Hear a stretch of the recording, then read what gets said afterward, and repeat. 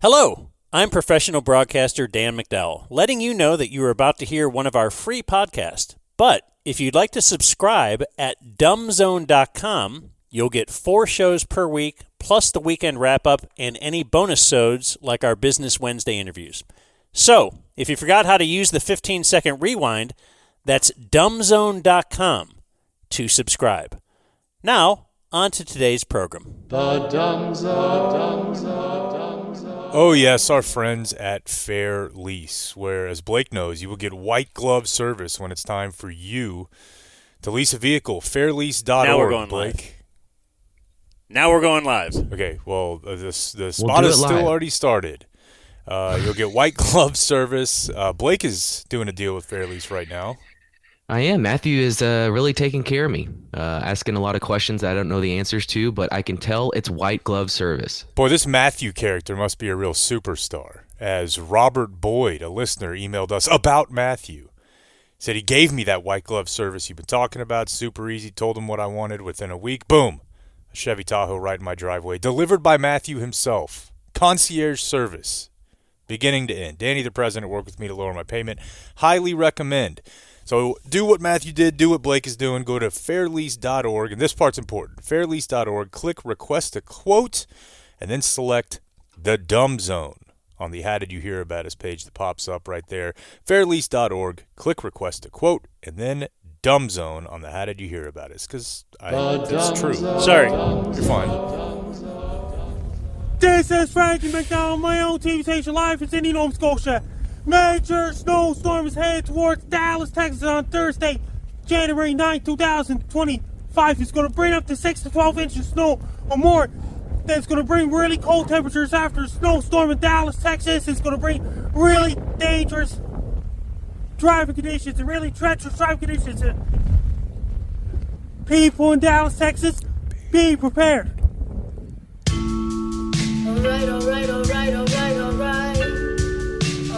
I'm not prepared. What, did Pepsi stop cutting the check? What does that mean? I feel like our friends at PepsiCo were getting a mention in all of Frankie Mac's updates once upon a time. And Oh, really? well, yeah, I mean, I'm not saying I actually think they were sponsoring him. It's just weird he randomly stopped. Oh, get your Pepsi. Yeah, okay. I'm not following things. Like I said, I'm not prepared. It's okay. This whole winter thing has me thrown off my great game. I'm Dan McDowell. I'm Jake Kemp. I'm Blake Jones. And together we are the Dumb Zone today, broadcasting live. We are streaming live from our respective locations. Blake is in Wiley. Dan and Jake are high atop my garage. We are in Tarrant County. Where's Wiley? Is that Dallas County? Collin County. Damn. Look at all the counties we're in. Yeah. Oh, it's 2. Jake had the commitment to the show to come over to the house, whereas Blake is like, oh, no, I think unfair. I'll just... I offered to drive over there at the crack ass of dawn. Feels good to be on this side of the table. God. What? Nobody says crack ass of dawn either. I wanted to throw an unnecessary curse word It's to show ass how... crack of dawn, right? Is it? I've heard crack of dawn. Ask your grandpa. I'll bet he said that a few times. No, he's not a cursor. Really? Yeah. There's 2 things the man doesn't condone. It's swear words and dudes kissing. Yeah, I got really no search results for crack ass of dawn. Not yet. Well, I love here... how Dan's hat, I didn't do this on purpose. The North Carolina hat, UNC, Unk. Yeah, no, he's the show Unk. Hey, Unk. What you got for me today? Who was doing that earlier? Oh, not Joe Davis, the other guy. Adam Amin. Amin. Anyway, it's big snow time for Dallas, the DFW area. You'd rather have this than big fire. That's a great point. Although I usually prefer heat. Right, but on their extremes. To cold. Yeah. Yeah, once the heat catches on fire, I think that's the point at which the heat loses the edge over the cold. Yeah, I mean, we're going to talk about it for sure in the news. We can talk about it here. We have obviously, like a lot of people, got friends out there. Jorts is there.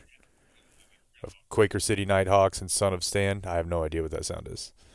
And yeah, he's like in Burbank, and there are 3. If you look at the map, there are 3 fires like right around him. He may join us tomorrow. Well, I just hope he's okay. Yeah. I want to state that for the record in case somebody was like, man, I wonder if Dan hopes that he's dead. I don't. No, but it's dire enough. I hope that he's not even burned. That's a very big of you. It's dire enough where I think we are in check on your friends territory. Because he's like holing up. Yesterday, talking to our buddy Tom, he was like, yeah, his daughter lives in L.A. and had to evacuate, heading to Anaheim. That was yesterday morning. So Not good. Yeah. What's the deal? Why don't they just get the water out of the ocean? They'd live right next to the ocean. Dude, I haven't listened to the exact quotes, but you know Trump is cooking something like that. Just get a long hose and I saw some kind guy of suck on, it to siphon it. Like some guy on Newsmax, or one of them, politician, obviously Republican politician, and I didn't even watch it, so they may have been doing him dirty, but honestly, let's be honest also, I could believe it. His solution was like, well, if these trees are catching on fire, just cut down the trees. I don't understand. There it you seems go. like an obvious math problem to me. These are catching on fire. Subtract them. What if we built the house made it out of fire? Interesting. Yeah. Or water. Like, what if you made it out of water? What if you made it out of whatever they make cribs out of now that aren't fireproof or that are fireproof? Oh, I have no idea. Mine looks pretty flammable. Oh, does it really? Yeah, it's wood. But yeah, just stone. Stone? Can we make everything out of stone? That could idea. never catch on fire. That's a good idea. Yeah, so Thanks. I was home this morning, and this is a bad look for me. Our house is still in the state of there's a lot to do. It's just not on the inside. So we're past the point where people show up and come through the house every day, but the backyard, the driveway doesn't exist. The backyard it's upended. It's hills and mounds and stuff everywhere. And part of that is like they were replacing the area around the pool because it was super jacked up. So guys will just show up over there. They did it yesterday, and they kind of just stand out there and talk to each other and look at it. At what? Just Look, this ground is messed up. Probably going to have to take care of that at some point. And that happened yesterday. And then today, as part of the year of Jake, it's not just that I want to exercise regularly. Like, I'm back to that. I'm specifically focusing Dan and Blake on mobility. okay. I can't really sit Indian style without tremendous amounts of pain. I can't either. And I can't even really do But I like don't care. a I'm just proper leg cross sit without that kind of hurting, which means I have to slide into the gay sit. I can't do like So you ankle couldn't on like knee. meditate. Where does it hurt? My hips are extremely tight. They always have been, and I do stretch my hips, but I have to do, I think, way more than the average person to have semi-loose hips, and I have to work on them. It's my goal this year. So I was in like our new living room area, and I was on the ground, and I was doing my hip exercise. It looked like yoga.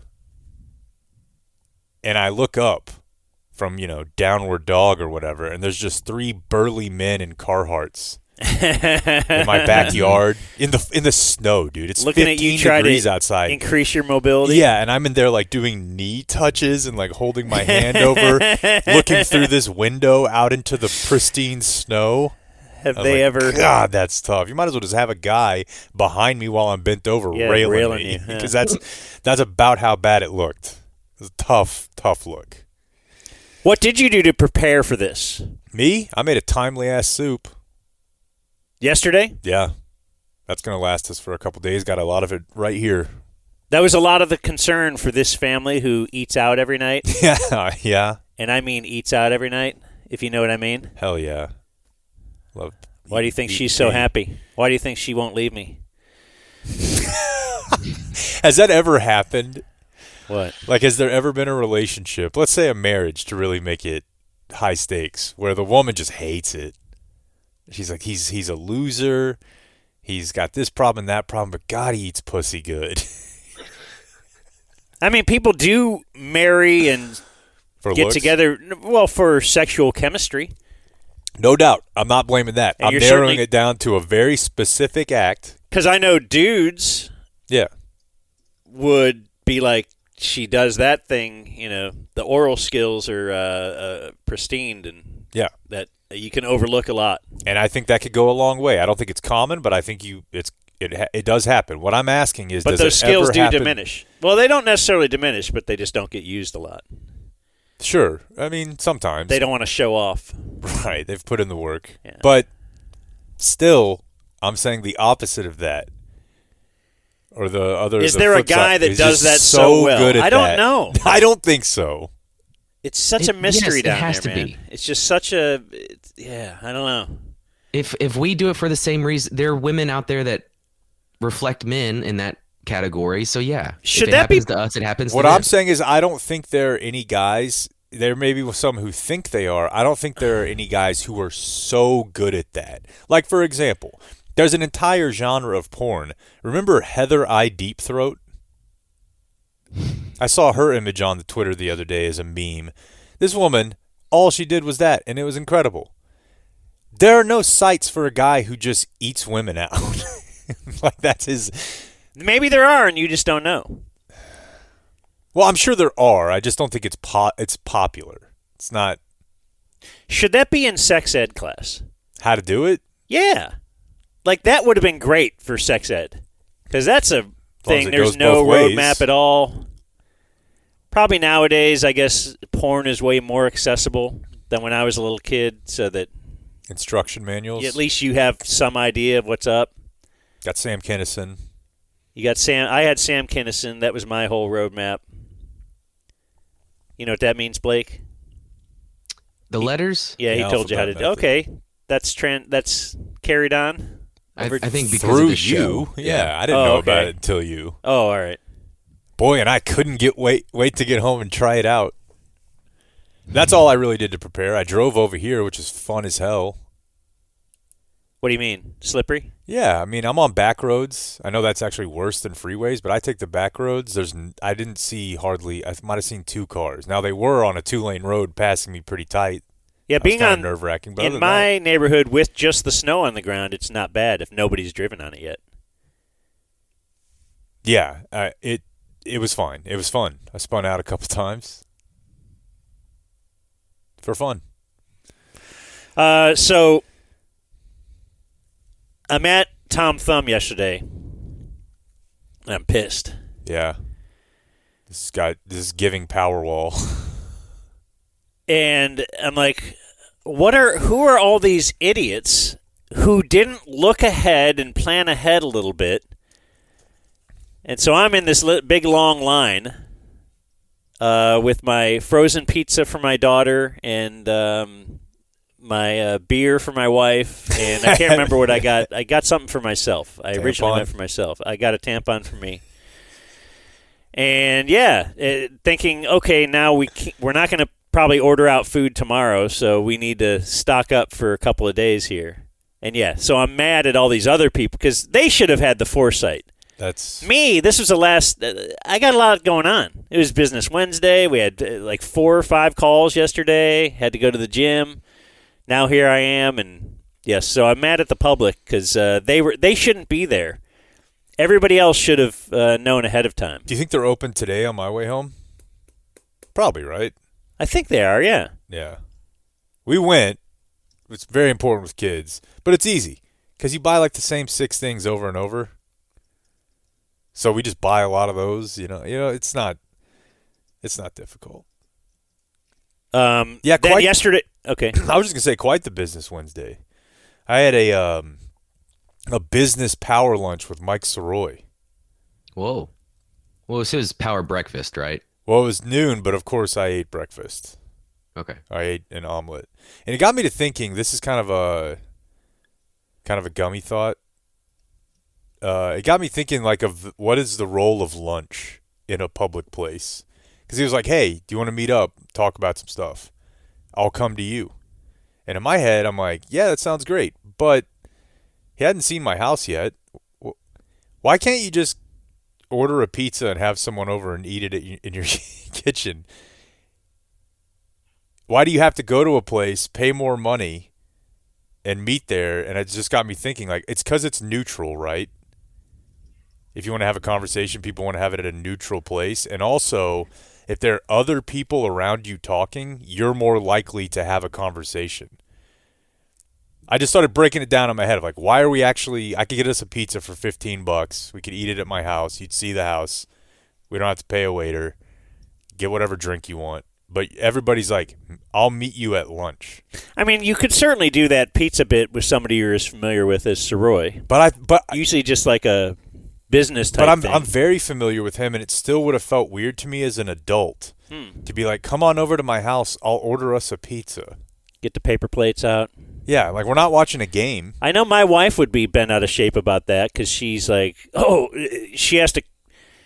If people are coming over, you must know that our house never looks like that unless people are coming over. Sure.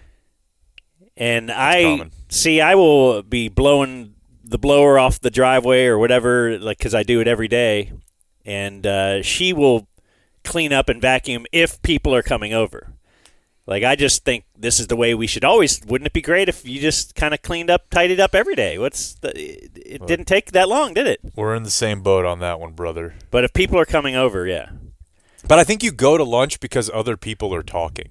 That's interesting. I never tried to evaluate that.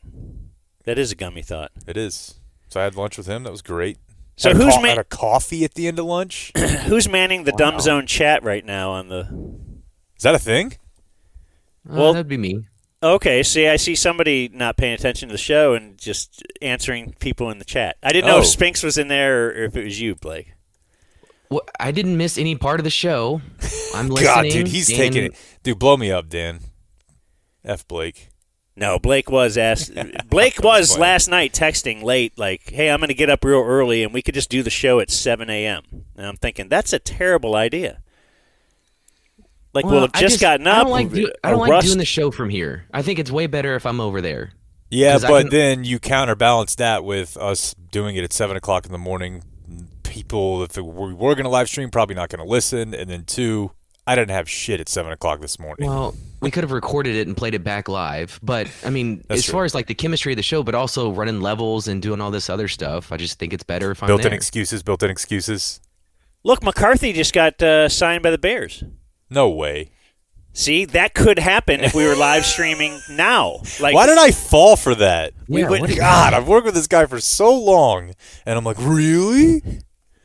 Dumbass. Well, you, of course, know the answer couldn't be that he had that because the Cowboys have denied him. I thought maybe it had happened fast or something. That's a weird story for sure.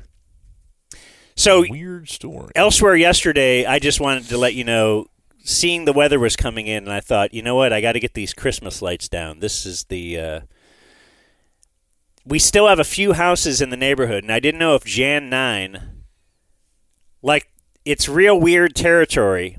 I've had my Christmas lights turned off for the last couple of days. It's just the big Merry Christmas sign. But I never want to be the house that kept them up way too long. And a couple of my neighbors now with the Christmas lights, it just feels way too long. It's like, come on, man. Let's get over it. My neighborhood still has a bunch of inflatables up and lights still on their houses. Yeah, I don't think twice about it. And maybe it's because I have little kids, but they don't care. Are yours still up?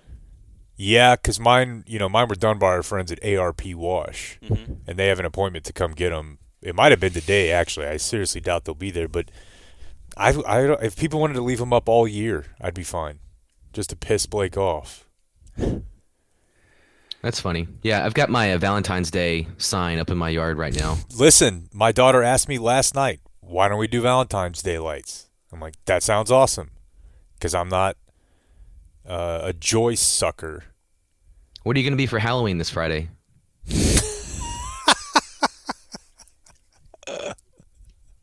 Speaking of this weather, it is a great thing that I had the guys at Community Mechanical come over here. Boy. Have they been over your place yet? No, that is coming very soon. Okay. Once everything's done, they're going to come over and be like, did they do a good job with this? They're our HVAC company. Is? Vocational. Yep. No, I don't know. What is it? Ventilation. Yeah. Well, I just know it's heating and air conditioning and then other stuff. Ventilation apparently is important because they helped me. They found something. They just kind of did the once over, the check that they'll do, maintenance, preventative maintenance. And they saw like a, what is it called? A duct. Let's see. Your exhaust duct from your furnace was disconnected, basically dumping carbon monoxide into your attic, which could be deadly. So they discovered that, repatched that up. But it's not just preventative maintenance. They will come to your house and get you set for this big winter, you know. So we got one cold spell coming now. They're expecting more. You should check out communitydfw.com. They're great dudes, big listeners. 469-667-7290. Just set them up to come out, just to give you a once-over, preventative maintenance. But if you need anything, Community Mechanical, they are the guys to get a hold of. So tell them you heard about them here on the Dumb Zone, whether it's changing out an old system, making sure all the rooms are cooling and heating properly, whatever. They're going to help you. I know it wouldn't work for something online, but is it possible that we could talk clients into a deal where people don't say, I heard about it on the Dumb Zone, but they sort of cryptically say, like, Terry told me to call? Interesting. But the receptionist or whoever's taking the info was like, oh, shit, Terry, okay. We need something more that stands out more than Terry, I think. Yeah, this genius idea just came to me. Like Steve. Sure. Anyway, so what do we got early here? You know what? We have big, giant, what do we call the mail thing that we're doing? I can't recall. Big, giant mailbag thingy. Fossil inclement thing. Mm-hmm. Our Thursday mailbag. And it's not in the mailbag, but somebody had emailed and said, hey, did you guys do an MBR for December? Dude, I was thinking about this last night. No. We didn't do one for December? Like as December ended, you wrap up. Yeah. You review. I got it. That's what the R is. Yep. It's it stands for ventilation. Tomorrow? We can do it tomorrow. Okay. I think Blake is beaten. I hear it in his voice. He doesn't want to do it. It's a lot of work. It's fun, though. No, hey, you should moderate the chat, but you should have had an MBR. You should have been over here, even when you offered. You should have driven through the snow, actually, to be here right now. Boy. Yeah, pretty testy. I didn't know it was that time of the month for you, Blake. Sorry, man. I won't have fun with you anymore. Second week of the month, you know that. Yeah, I should. Yeah, the Mavs won their last game. That was fun. I don't know how much Mavs you guys kept up with over the break, but time sucked really bad. They make me sad right now. Yeah. So Luke is Day. already hurt. Yeah, it was Christmas Day, and they were already down a bit to Minnesota, but we know how the NBA is, and we know how the Mavs are. They could have won that game, but after he left, so did the air in the building, and they got clowned. But then the next game. Nurk decided he wanted to test Najee Marshall. And you know what?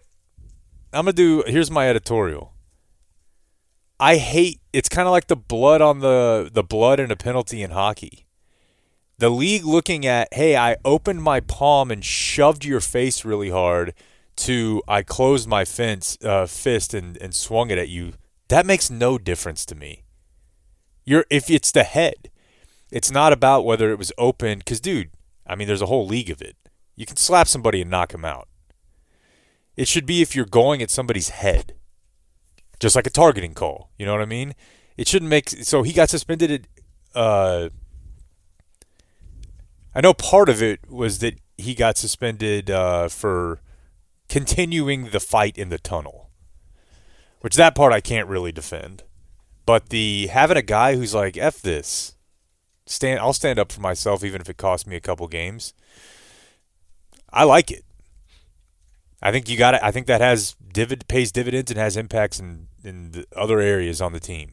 Now, it doesn't help a lot when PJ also then gets suspended in that same kerfuffle, and you're already without Luka, and then they had to play one game without Luka, Kyrie, and Clay, and now Kyrie's out. How long's Kyrie out? It'll be a couple weeks at least. Because I know their overall record when they don't have Luka or Kyrie is terrible, but yeah, I mean, what do you expect? This is you're built on Luka and Kyrie. Yeah, but they also have great depth. I would say that's what I was about to say. This is the deeper team than they've ever been. Dude, going back or watching the game from Tuesday night today, they get run off the floor in that game last year. They didn't have Gafford either. Now you got Dinwiddie, you got Jaden Hardy playing. Klay Thompson closed out the first half on a 9-0 run by himself, and that's what Klay Thompson can do. It was a close game, and he just went 3 stop, 3 stop, 3 stop, and then Dinwiddie had a dunk to end the first half, so 11-0 run. They're trading buckets in the third quarter, and then Hardy goes on hits 3 straight threes, or 4 straight threes on his own. Like, you're going to have that, but then you have Grimes, you have Marshall, PJ can score. They can go with like a small big lineup where they have PJ, Washington, PJ Washington, Kleba, and Lively out there together. It's going to be a rough go. And to be honest, my feeling right now of the Mavs is this is going to end up being one of those seasons that we remember as like, damn, that was an opportunity. But you have a team with Luka, who is injury prone, and Kyrie, who is old, and they. Wait, what do you mean? I think this is going to be tough for them to overcome. Oh, like this stretch is going to set them back enough in the standings? Dude, I mean, you're going to be without Luka for at least another. You'd have to figure 8 games. At least. Yeah. He's not looking good. Yeah, he's on had a walker, so I don't think he's back at He's probably more likely 12 to 16 games, and then Kyrie's another 8 to 10. The West is too good. I think this team, I might have tweeted this over the break, is the best, at full health, the best Mavericks team ever. Yeah, we've talked about that. Obviously, the 2010-11 team had the most insane run. But this team, I think, was built for a title, and I have a hard time seeing it right now. You just can't have both your top 2 guys out at the same time for that long. You just can't. Do you enjoy Barkley versus LeBron? I don't know. I get tired head, I guess, over... Just all LeBron? No, over Barkley, LeBron. Over really, like, Barkley is funny to me, but I never really was that entertained by his, when he would talk. I guess it was Shaq with Dwight Howard, and that's popping back up too, but... It used to be Barkley versus Dirk, yeah. Yeah, it just... I mean, whatever. It's somewhat of a bit. It's an interesting bit just because I wonder what it is, because Barkley used to be really good buddies with Jordan, and then supposedly they kind of had a falling out, and it might have been over some things Barkley had said, correct? Like on TNT. And it almost seems like he goes out of his way now just to let everybody know publicly that Michael Jordan is the greatest of all time and that nobody can even come close. And you don't know, is that part of this whole thing? Like he's trying to show Michael Jordan, hey, whatever, I had to say a few things because that's just what we do on TV, but, I still love you and I want to get back together here. Mm-hmm. And then, and then also because it's Barkley, and Barkley used to do Barkley versus Dirk, and Barkley, is this just kind of a Barkley bit? Because I do think Barkley's genius, but I also think part of that is that he does a lot of bits. Like he's just not serious X's and O's sports guy. He is, but he's also really funny, and he knows how to rile people up. He knows how to talk about Galveston or San Antonio or whatever, And like he plays the game. That's why he's so good at what he does. It's kind of like McAfee in a way. In a way, just that, get it going. Does he believe certain things, or is he doing it because he's a great showman?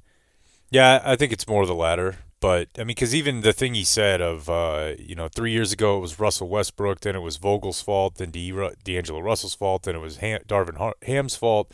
It's always somebody else's fault. Like, isn't it very possible that LeBron has been awesome that whole time and all those people that they put around him sucked at their job? It's possible. Yeah, I mean, he's still getting it done.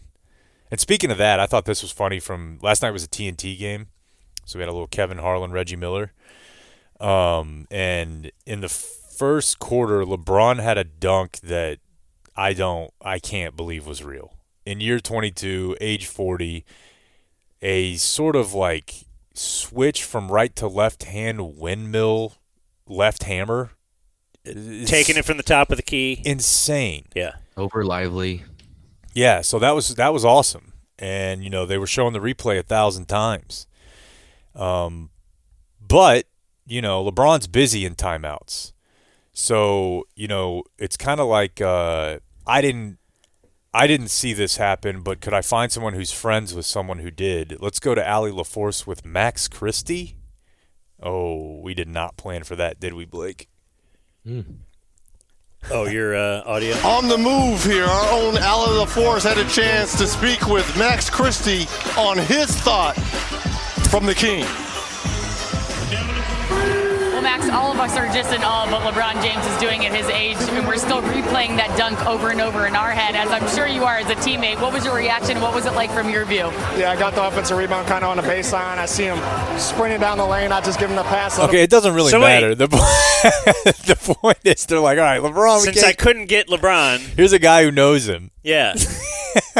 That's like I used to, when we would interview a lot of Mavs, back when our producer used to book us guests. Dude, you're on fire today. When we used to interview a lot of Mavs, we would always ask him about playing with Luka. Sure, or Dirk.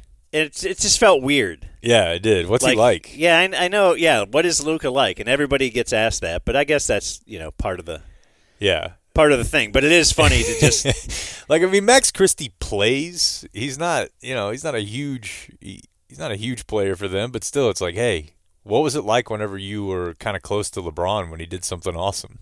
That was funny. LeBron passed Michael Jordan with 30-point games, all-time 30-point games. I love LeBron versus Jordan discourse. I know you do. Bring me more of it. Very weird to me.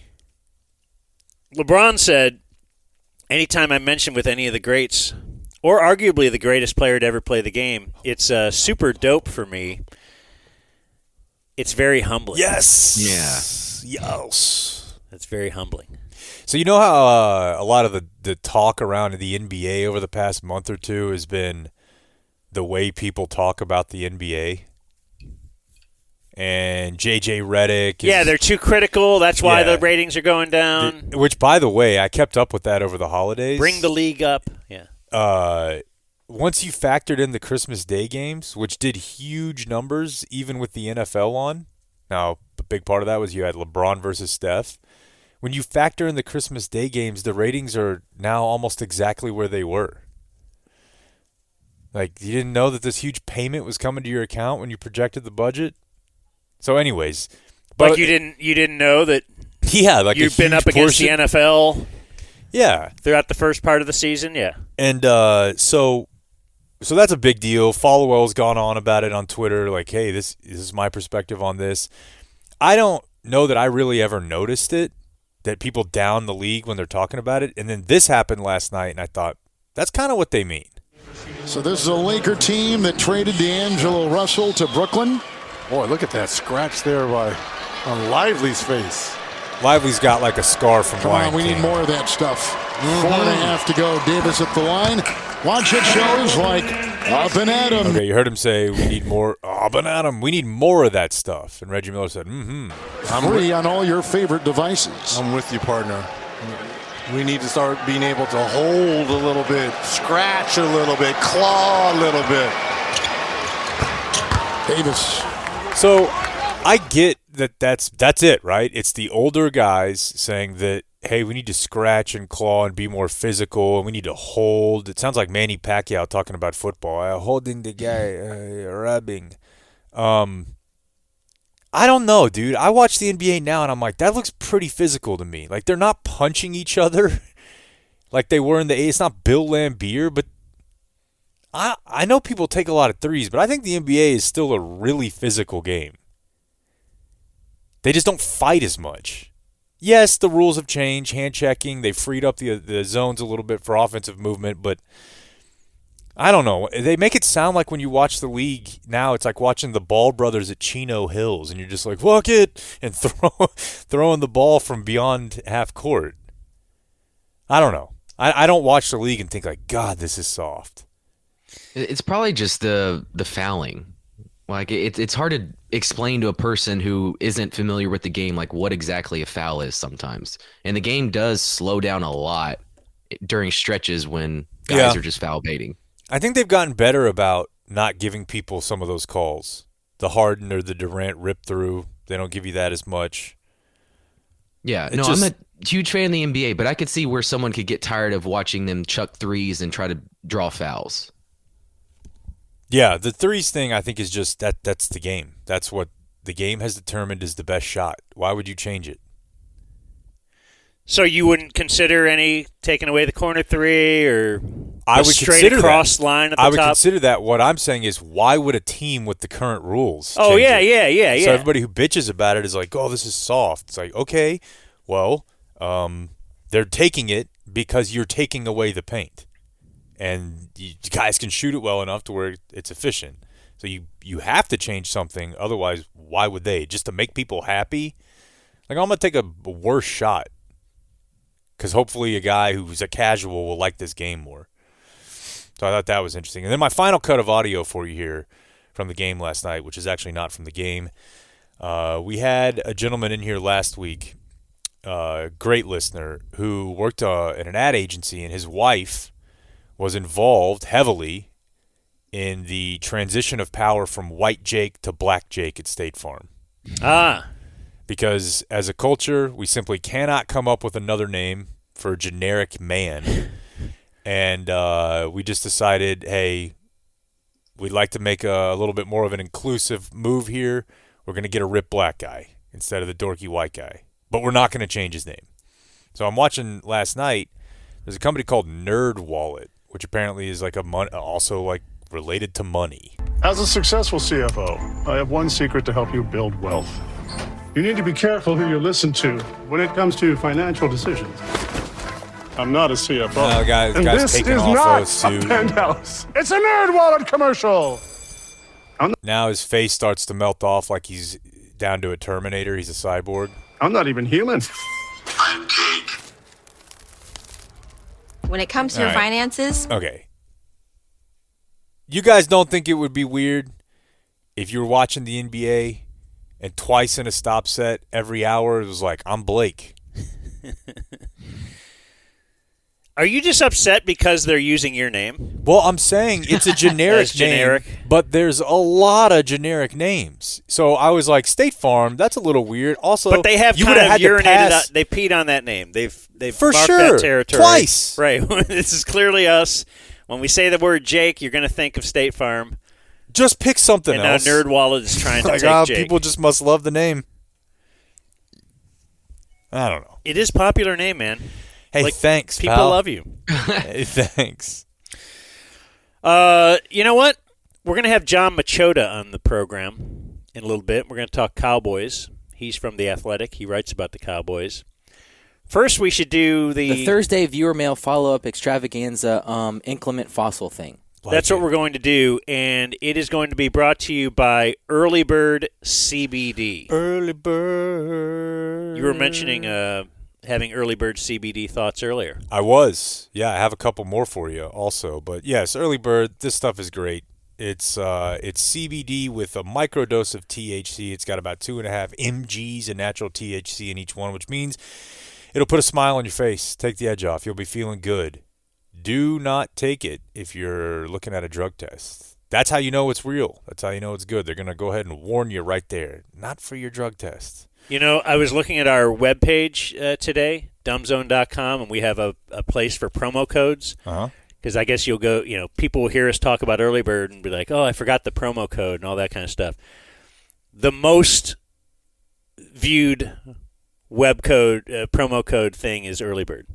Like you could see now, they'll track how many times people have gone there. Like thousands of people are like, "What's that early bird again?" So join the masses. Yeah, that's what I'm saying. It's very popular. People love it. And that promo code is DUMBZONE. That is a discount code, good for 20% off at earlybirdcbd.com. These things are clean. You're not getting some gas station junk.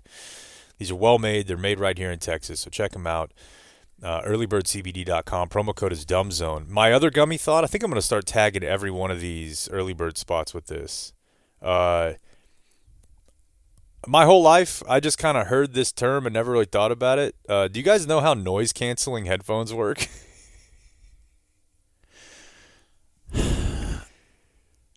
No, not at all. Because I used to think part of it was this big thing covering your ear. Yeah.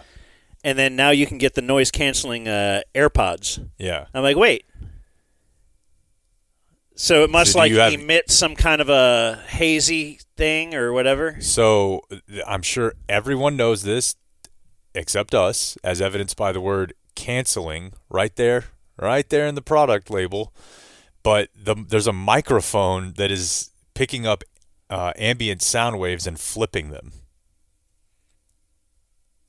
thereby producing a sound that is coming into your ears that is the opposite exact from like the wave. It is the exact flip of that somehow. And so that's why it cancels out. Really? Yeah. Blake, you didn't know that? Mr. No, Technical Guy? I also didn't know Early Bird has a watermelon flavor. That's really, really cool. It was all part of the spot. Okay. Anyways, I was trying to give a little something. So you're saying you have some Early Bird, and all of a sudden you're thinking about your why am I going to headphones. lunch? How do these headphones work? Fun stuff. Now, you don't have to just email me. Oh, I got a bunch. We all have emails. I'm just saying Uncle Hotmail's in the title here, but it's ridiculous. Oh.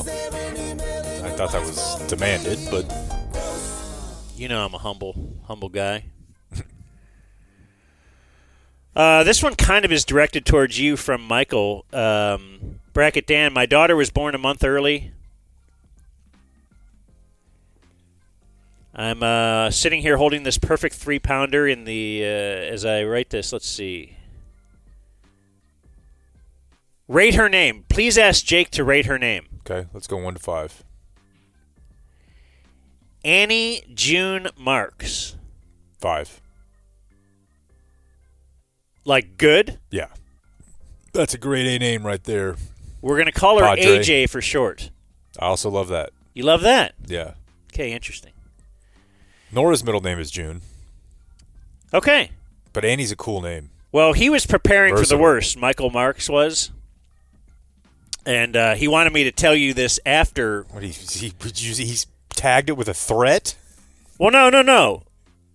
He said, tell him the name first, and then tell Jake that he thought you were going to say dog shit name. Mm-hmm. She's named in honor of my late mom who died on Mother's Day after a brief battle with Lou Gehrig's disease. Please don't share this until after Jake has assessed the name.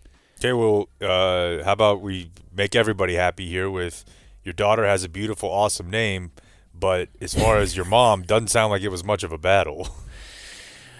Like Lou Gehrig destroyed her. It seems like a rout. Let's see. I'll save that. I got to prep something for this one. I got a lot of anchor words. Go ahead. Listener Kevin Turner says inclement. Weather. Already on there. And abominable. Snowman? Okay. Yeah, I don't even really know what it means. Big ass? Huge? Dude, look at this abominable burger. What is this thing? We should use it with other things. All right, that's right above abundance of caution. Yeah. And then listener Matt, his was moot. But what other kind of point could there be? Yeah. Those in the moot is only used with point. That's the common perception. But if you are in the old pre-law or poli-sci game, you know about moot court, where you do a fake trial. Okay, somehow I didn't know about that. We didn't do a moot court. We didn't do a moot court when we did the thing. Did you call it mock trial? Because those are very similar, no, but somehow different. When we went to court. Oh, okay. Well, I guess we never got to the trial part. Right. All right, that's between much maligned and misappropriate funds. Good stuff. Thank you, KT and Matt. We're doing video, but this will work for audio too. So Trevor Williams, I don't know if you remember this guy, but he was going to get married. And he says, will you send me the acoustic or piano version of the I Never Listened Dumb Zone intro? He says, I want to walk down the aisle to it at my wedding on New Year's Eve. Trevor Williams. And then he sent us a picture. Here, let's watch the video of him. He's walking down the aisle.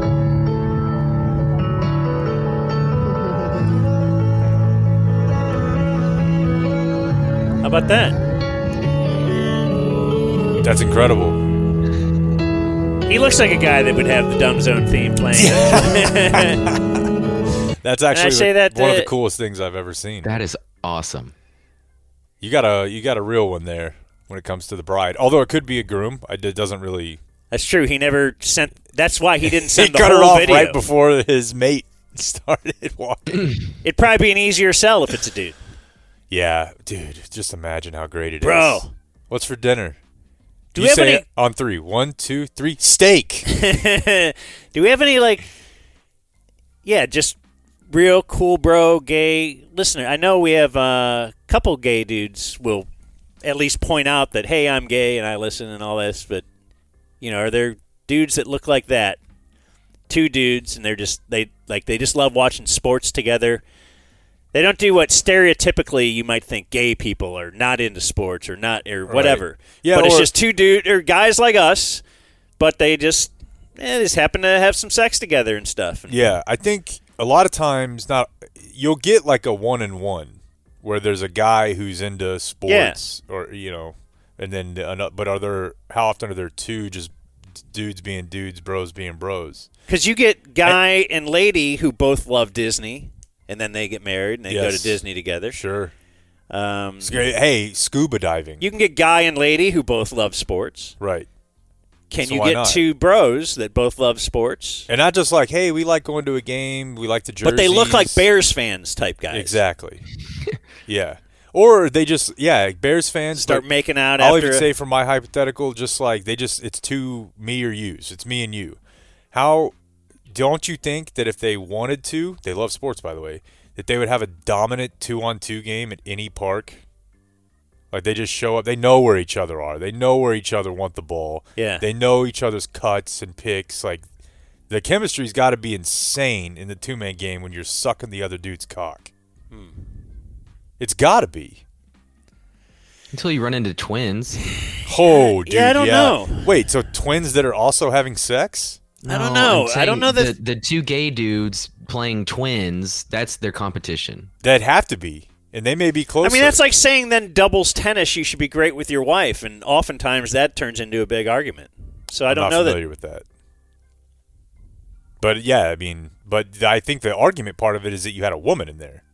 I'm just talking about two guys. Don't argue. Just two guys vibing. Yeah, being on your wife's team on anything is not a good idea. No. You want your bro. You finish each other's sentences, orgasms, and bounce passes. Day 2, DF number 1472, Eric wrote about having to pass a drug test. You can probably take the wedding video off. Oh, sorry. Unpresent. Pass a drug test, okay? I guess I'll just do everything, Blake. I don't. Go ahead. I had no control over here. I can't help you. Oh, I thought you could remove that. No, I'm just a guest today. Monday, you guys were joking about Jake's kid passing his drug test. Like I was saying, maybe you can have little Carter pee in a cup for you. Mm-hmm. He said, "This happened to me 13 years ago. I hope you tell this on the air for the Thursday grab bag so I can finally come clean to my mom since I don't have the stones to do it myself.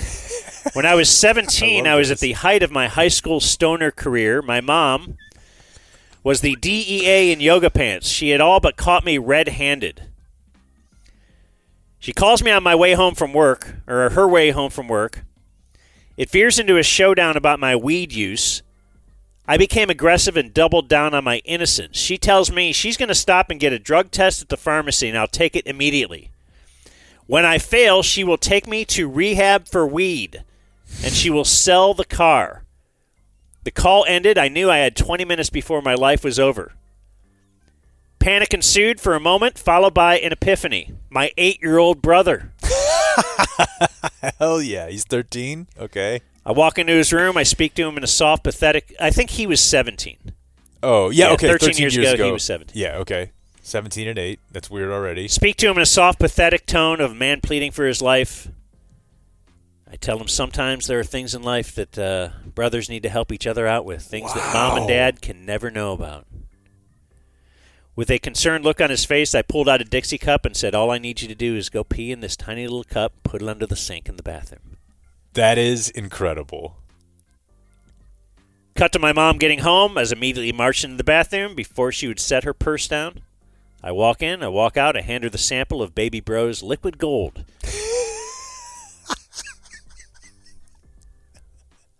A few minutes go by, I see her holding the test strip up to the lights to make sure she's reading it correctly. She starts mumbling about how she might have done the test wrong. She's rifling through the instructions like she missed a step installing IKEA furniture. I not only dodged that bullet, I caught it, I signed it, I mailed it back with a thank you note. This guy rules. Her face was a mix of confusion, frustration, and existential crisis. She was not relieved by the negative results. She was purely broken.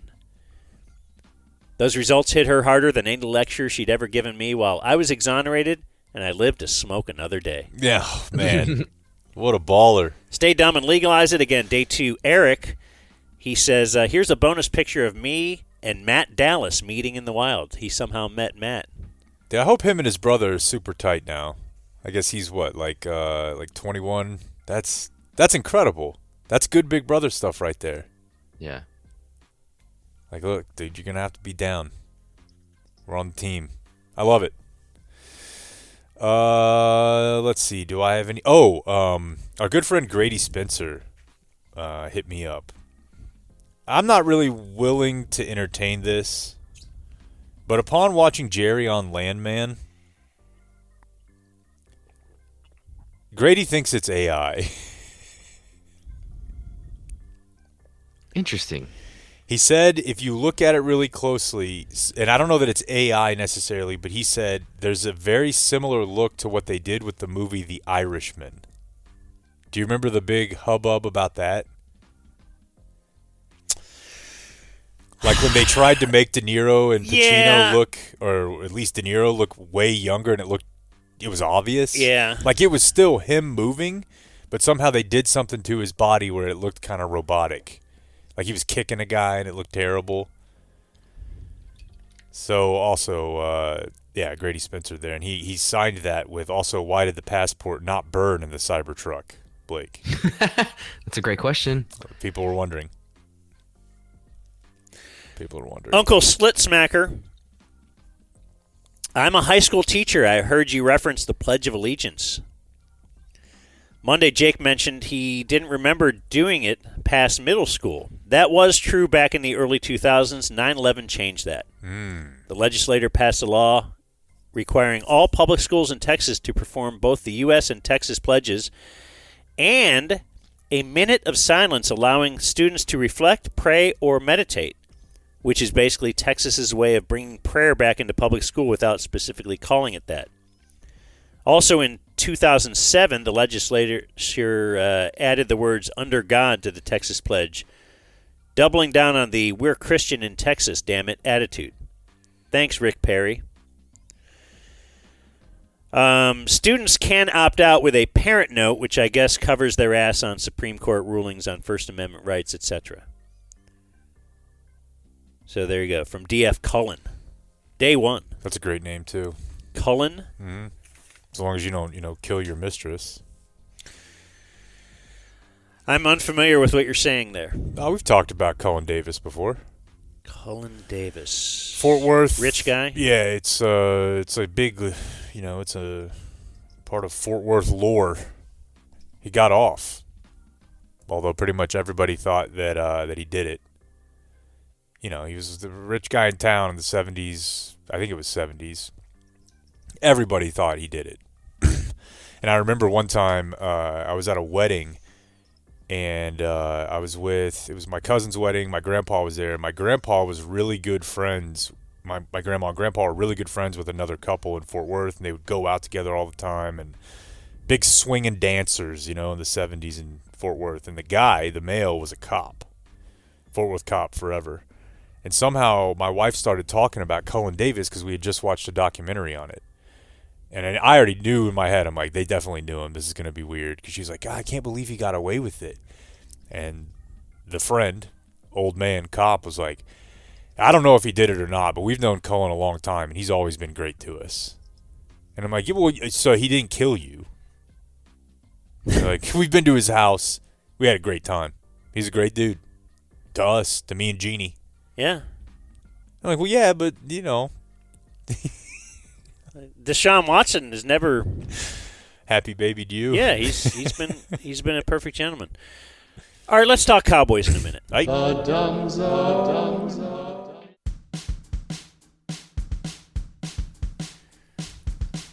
You're listening to The Dumb Zone. Ownwell.com? Are we back live? Yeah. Did you hit the button? Well, we've been live. Well, yeah. I could take off the thing that says we're taking a break. Ownwell. I think you're supposed to mash the button. All right, so smash that subscribe button. Also go to ownwell.com/dumbzone. Ownwell can help you save money on your property taxes. Don't waste your time. It's not worth it. And if you're like Dan and they can't save you money, they'll tell you that, and then you move on about your day, paying no money. You will pay money to them, a lower rate than you would pay most other places, only if they're able to save you money. 86% of people win their appeal. So check them out. They'll save you money on all sorts of other things, too. Blake's getting a cheaper phone plan from ownwell.com. Ownwell.com/thedumbzone. Dan? Here's Jon Machota. Whoa. We didn't... How do you like the audio, Blake? Are you good with what's happening here? We'll see. There's a little hum.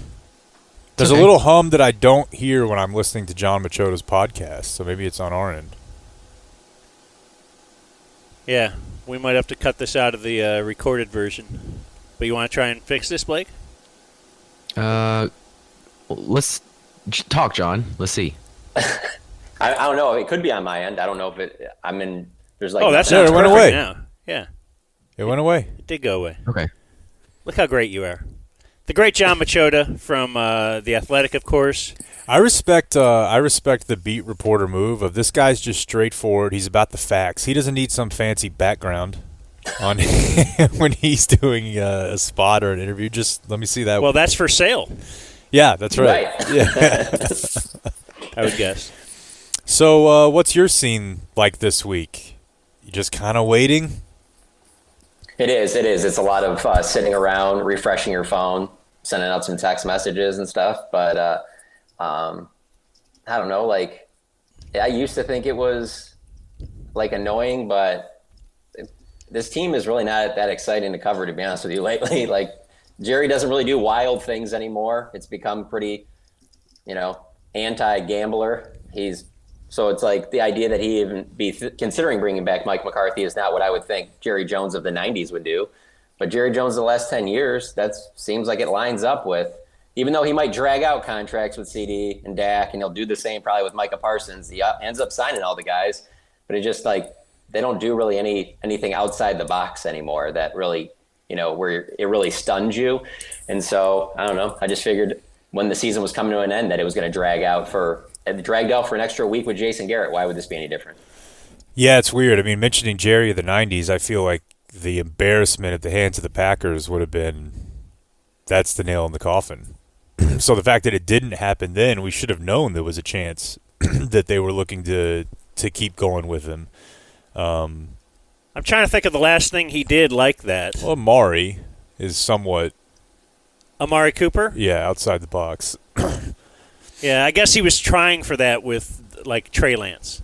Yeah, like, hey, I made that trade. No one else. I didn't consult with anyone. I just knew it was going to be great. Yeah, and then that's definitely the way I go all the way back to the '90s of the, like, I wasn't covering the team obviously then. I was a kid, but just reading the backstories on it was pretty risky to trade for Charles Haley with just the dysfunction and things that were going on with the way his behavior and stuff in San Francisco, which was obviously a really successful organization. To take him on, like, that was a big risk. You could make even a case that, let's say, maybe even signing Greg Hardy, or obviously there was the Roy Williams trades and Joey Galloway signing T.O. and stuff like that. I mean, heck, by today's standards, you could say signing Brandon Carr in free agency, and that's over a decade ago, would be. But lately, they don't really do stuff like that. Like, that's they're true. not like that. And that's why it's just so funny that this Netflix documentary is coming out and it's called The Gambler, because it's like, well, this is clearly about the 90s then, right? So when is that set to debut?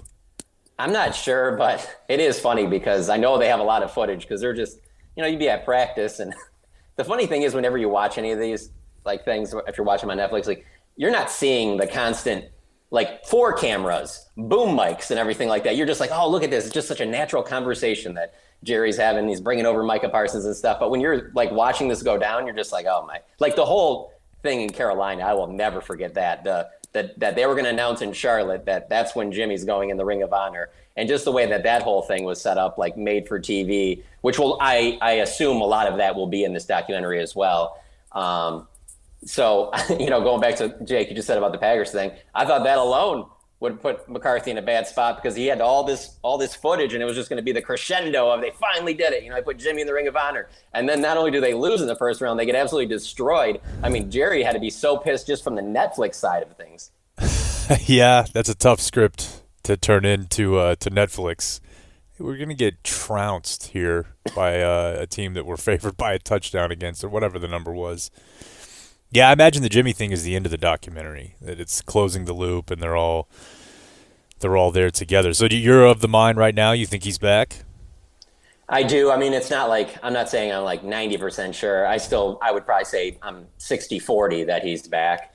But it is a little surprising because I thought for sure coming off that Packers loss to have this season like this now Jerry did him no favors in the offseason. I'm not trying to say that, but the way the season started and the way they were just getting their doors blown off at home, I thought that was like the beginning of the end. But the one thing I keep going back to is that not only is there a lot of local media covers the Cowboys, but there's such a huge national brand. A lot of national reporters break stories throughout things all the time. And for this entire time, we've seen this train going off the tracks. There has not been one other name leaked out of, if this comes available, Jerry really likes this guy. I mean, we had heard that ad nauseum about Sean Payton for several years. And because there was never that guy this entire season, and then the fact that a lot of the coaches that were available in this cycle are the same people he could have had last year. So if he's in love with anybody, if you're in love with a coach, you're not going to go, we'll wait till next. He'll be around the next. Bill Belichick, Ben Johnson, Mike Vrabel. Could have had them all last offseason if he really thought, heck, he could have Jim Harbaugh.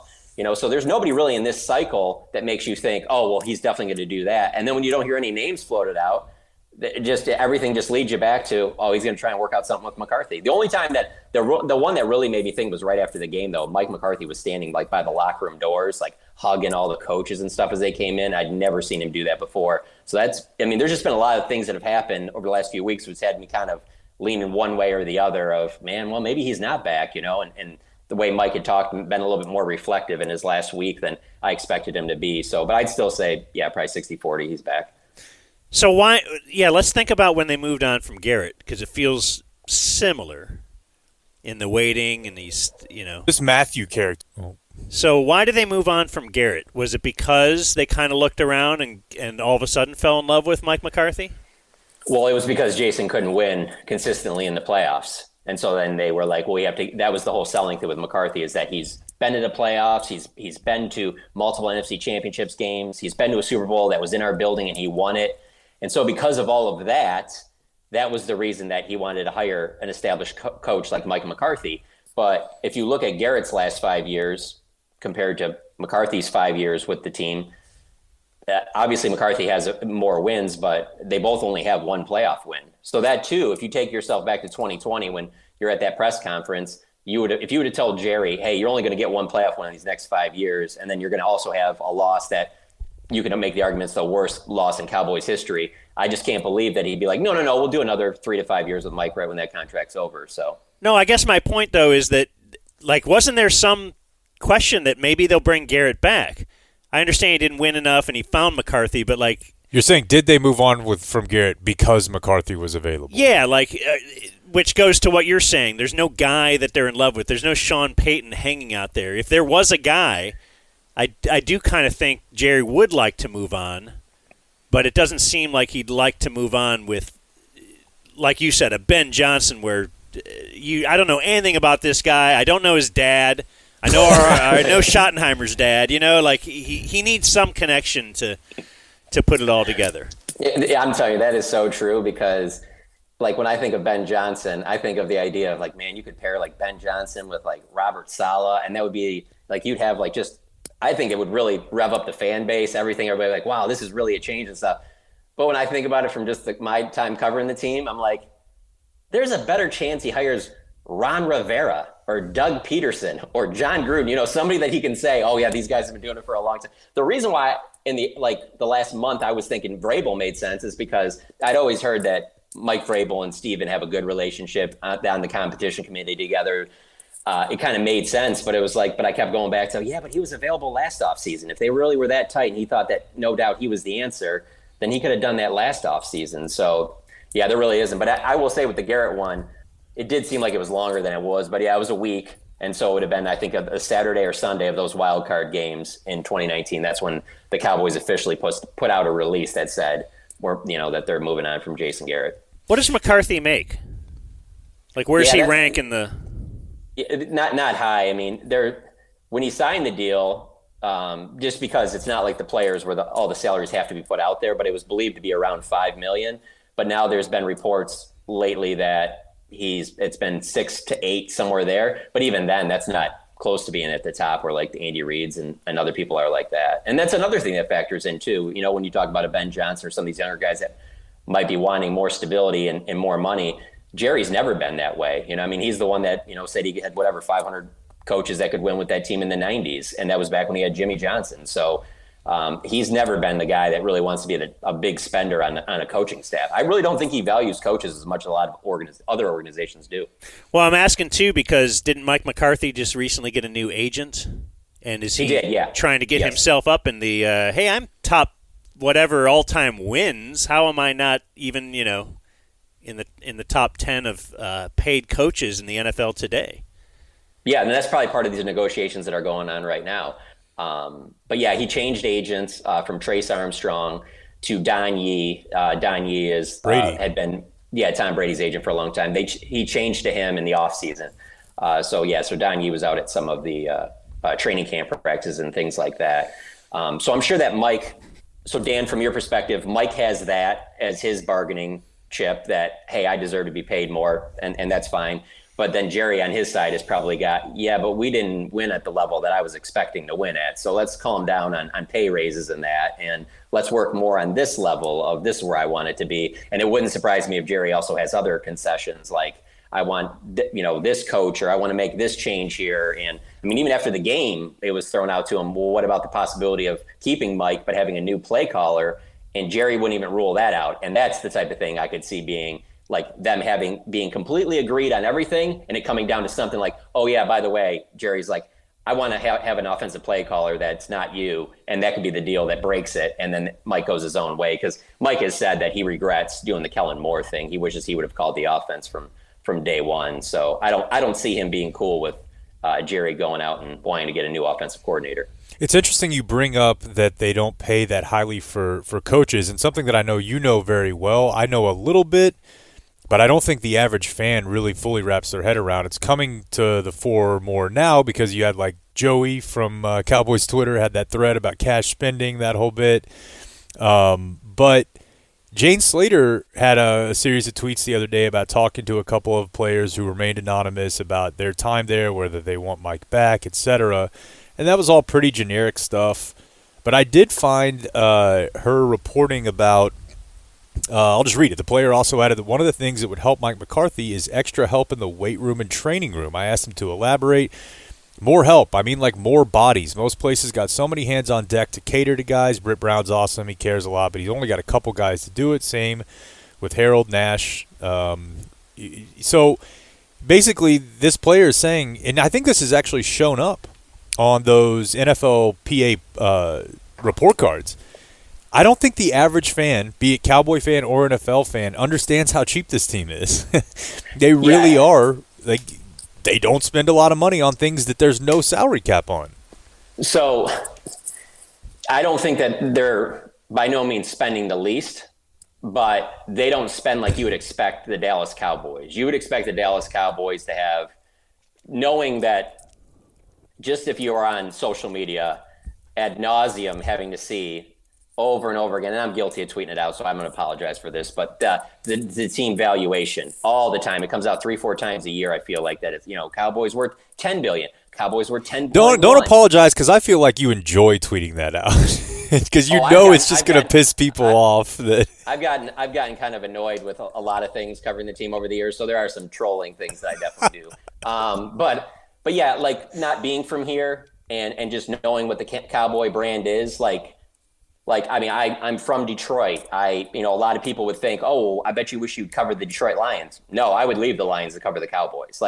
Because it really is the big room. It's the big show. I mean, it's like everybody knows who the Dallas Cowboys are, And the problem with that, though, is I think Jerry uses that on his side of well, I don't need to do all this. I don't need to overpay. People are going to want to come here, and that goes throughout the entire deal. Because from afar, what I was getting at is you'd expect it to be for probably the last 20 years, it's pretty safe to say Alabama has the best facilities. Alabama has the most coaches. Alabama, everything about them. You're just well, no kidding why they win. They have a leg up.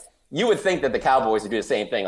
Their OC is the highest paid. Their DC is the highest paid. Their scouting staff's the highest paid. Their head coach is that but it's not. It isn't like that. Yeah. It's interesting.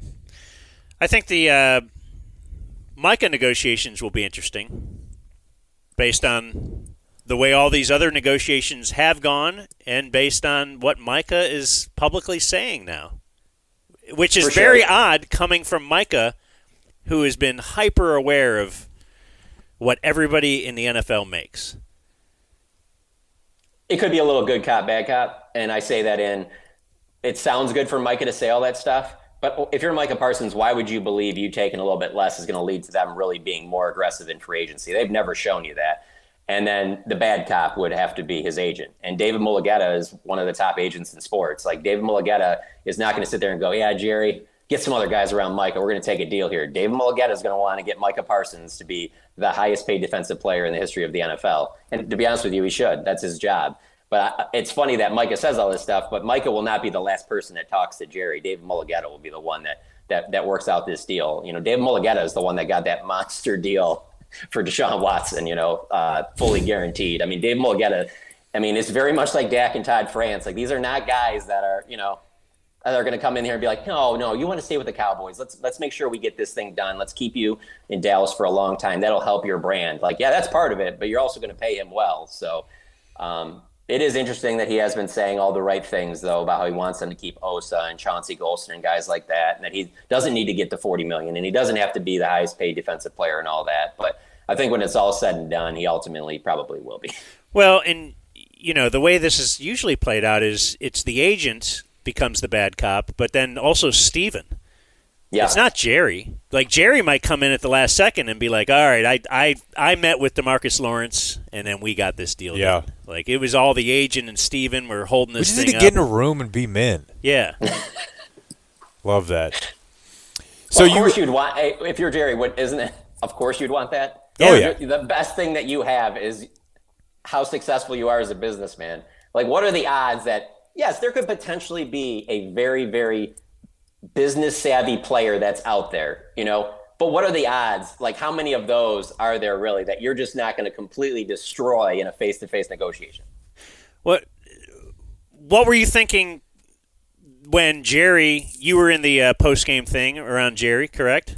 I would imagine that's your main goal after a game. when he's commenting on how getting contracts done early doesn't really matter.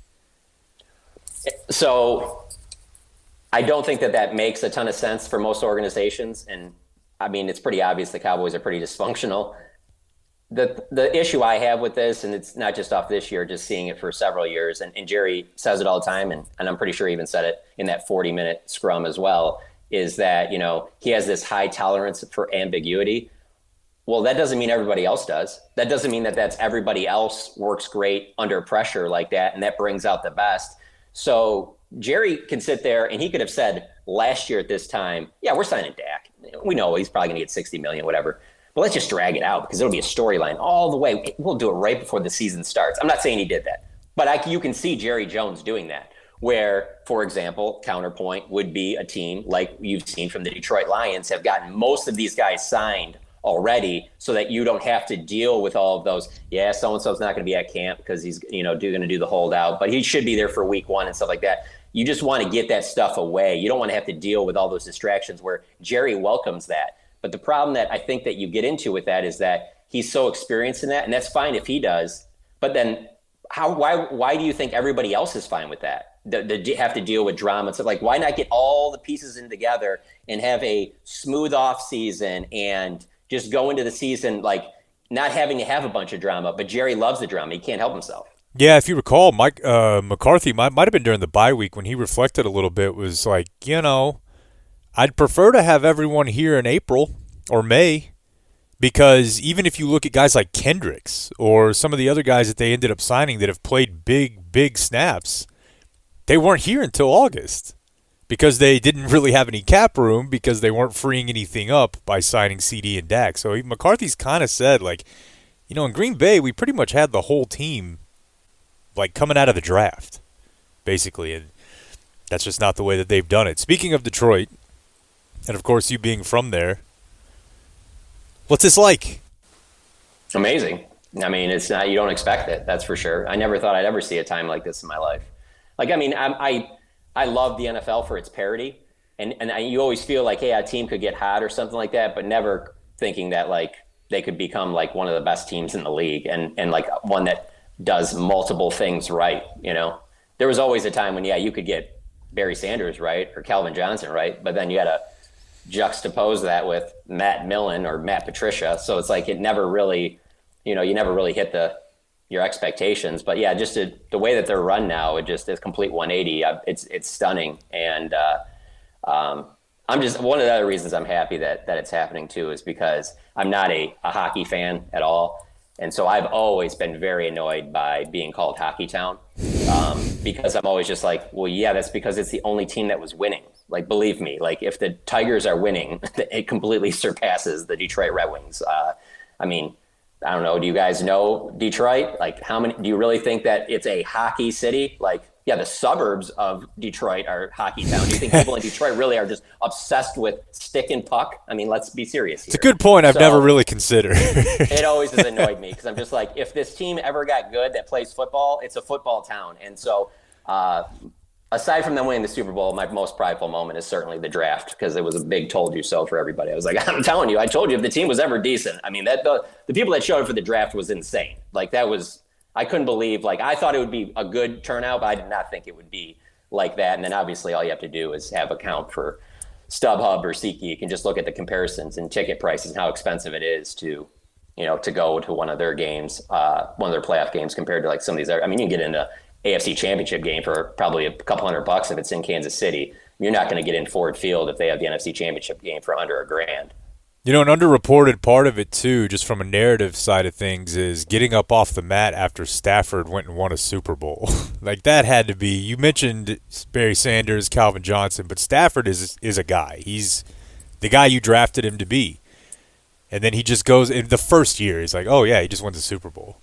And I remember seeing, all the malls in Detroit were selling Matt Stafford Rams jerseys. It's like, yeah, you pull for your guy, but you're also like, fuck, really? Like, that's all he had to do? They've been so bad for so long that you did find yourself rooting for him just because of the fact that you're like, you were almost like, that's so awesome. He was able to get out of here and have success. Like, good for him. I wish I could leave. They wouldn't allow Barry to go anywhere else, and they wouldn't allow Calvin to go anywhere else. So they were like, well, we're going to retire then. So it was – the other thing is, too, is that's another one of those things where it was a big sports debate in Detroit where, well, he's not part of the solution either. He's been here this entire time. What has he done? And so for people like myself who are like, I'm telling you right now, you want him to be – he's one of the top quarterbacks in the league. It did feel good to see him go somewhere else and, like, not take even 4 or 5 seasons. Like, you can do it right away. It was like, I told you the guy's good, man. Like, I don't understand why you guys think he's the problem here, you know? So yeah, he was Romo North, right? Nobody would have thought that they would have got Goff and turned it into what they did. That was crazy. Yeah, Romo North, weren't we? We would compare Romo and Stafford a lot. Phillip Rivers was AFC Romo, and Stafford to me was Romo North. Yeah, can't win the big one until he can. Yeah, that's a crazy story. And then sending him away. I guess it's kind of like DeMarcus Ware. Everybody here thought, oh, that's great. He finally got to win his Super Bowl. Would have been nice here, but you knew it was never going to happen here. The whole thing with Detroit, though, is so cool because Dan has a relationship with Dan Campbell. He's so Detroit. He fits, yeah. But then also they're occasionally trying to have their left tackle throw a pass, and and they're going for it on 4th down, and they've got all this crazy stuff they do offensively and defensively, for that matter. So with Harbaugh, it's kind of like Harbaugh's style of play fits Harbaugh. Or his play calling, rather, his strategy. Whereas with the Lions, it doesn't. What fits the Dan Campbell part of it is that they are a very tough team. Yeah. It's fun. And also, it's, I don't know, just so easy to buy into a lot of things he says just because of his appearance. Yeah. Like, there's a lot of things he does and says that, let's be honest, if it's Matt LaFleur in Green Bay, you're like, okay, Matt, calm down. You're not doing any of this. Like, with him, you're like, I don't know. He might actually go over there and try and fight somebody right now. Like, he's kind of crazy. The one thing I'll say about him, though, is it was hard to buy in right away because of the fact that it is Detroit. It is a laughing stock. And for him to come out swinging with the kneecap stuff right off of Patricia, it was hard to buy in that, like, nobody else really wanted him as the head coach, but the Lions are going to be the smartest one in the room. And then he's going to have this press conference. Like, it was a little bit. But then when the way you saw them play, you were like, all right, well, whatever. But a big piece of it, too, has been that just, like, I mean, I'm not going to say it's on this level, but they got 3 draft classes that remind me of the 90s Cowboys draft classes where you're just like, wow. Like, I can't believe, like, some of the guys that they're finding in the 5th, 6th round that are having these, like, huge impacts and things like that, where that's what you needed also when after the Herschel Walker trade, that, of course, you need Troy, Emmett, and Irvin, but you need a lot of the other guys, too, that you're just like, when you look back, like, man, those teams are so loaded. And so getting the draft stuff right, plus with Dan Campbell, yeah, it honestly makes no sense. Are you going to go to the Super Bowl if they're in it? I won't. I'm going to go to the NFC Championship game. I'm going to go back to Detroit for that. And then if they make the Super Bowl, I'll probably fly back to Detroit. I'd rather be with friends. I got to cover one Super Bowl, the one down in Houston where the Falcons blew the 28-3 lead. And that was great. And I got to go. I was there for work. But I just really got the impression of just like, it's just not. If you're a fan of the team, it's just like, if you can get free tickets or you can get a good deal on tickets, go to the Super Bowl. But if your team's in it, it's really not there for your team because there's 30% of your fan base, there's 30% of the other fan base, and then there's probably another 35, 40% of people that are just like, don't even really know anything about football, and they're just there because, hey, it's a $7,000 ticket to get in here, and I got invited, so I'm going to go. You know, it's just not that real crazy atmosphere like you would get playing at one of the other team's venues. And I say that because of the price and how expensive it is. And I probably could push and get a press pass, but I don't really want to watch it by myself. I'd rather be with, friends and family. I was going to just tell you that very conversationally that we're going to do a Super Bowl watching party, no matter who's in the game. And at that party is going to be Tito's Handmade Vodka, America's favorite vodka for a reason, John. It's a spirit that knows how to focus on what's important. That's why it comes in a standard bottle with a modest paper label. That's so modest. Look at that. It's as humble as LeBron. So all you pay for is the high-quality vodka inside. Tito's 6 times distilled till it's just right, naturally gluten-free, mixes with just about anything from the smoothest martinis to the best Bloody Marys. We are excited to be associated with a brand like Tito's because not only is it known for great vodka, but for giving back by teaming up with nonprofits around the world to serve its communities and do good for dogs. It is the vodka for dog people after all. Find your new favorite cocktail with Tito's by visiting TitosVodka.com. Distilled and bottled by 5th Generation Incorporated, Austin, Texas. 40% alcohol by volume. Distilled from corn. Copyright 2025. Crafted to be savored responsibly. What a day for you, Machota. You got to be present for that? That's a big deal. I just wanted to conversationally tell my friend John that that's what we'll be enjoying at our Super Bowl party. Maybe we'll send you some. Yeah. Party gift. Yeah. If you join us for one of our playoff football streams, you will walk home. Yeah, like well, not walk home, but you're going to go home with a bottle of Tito. You can get home however you want.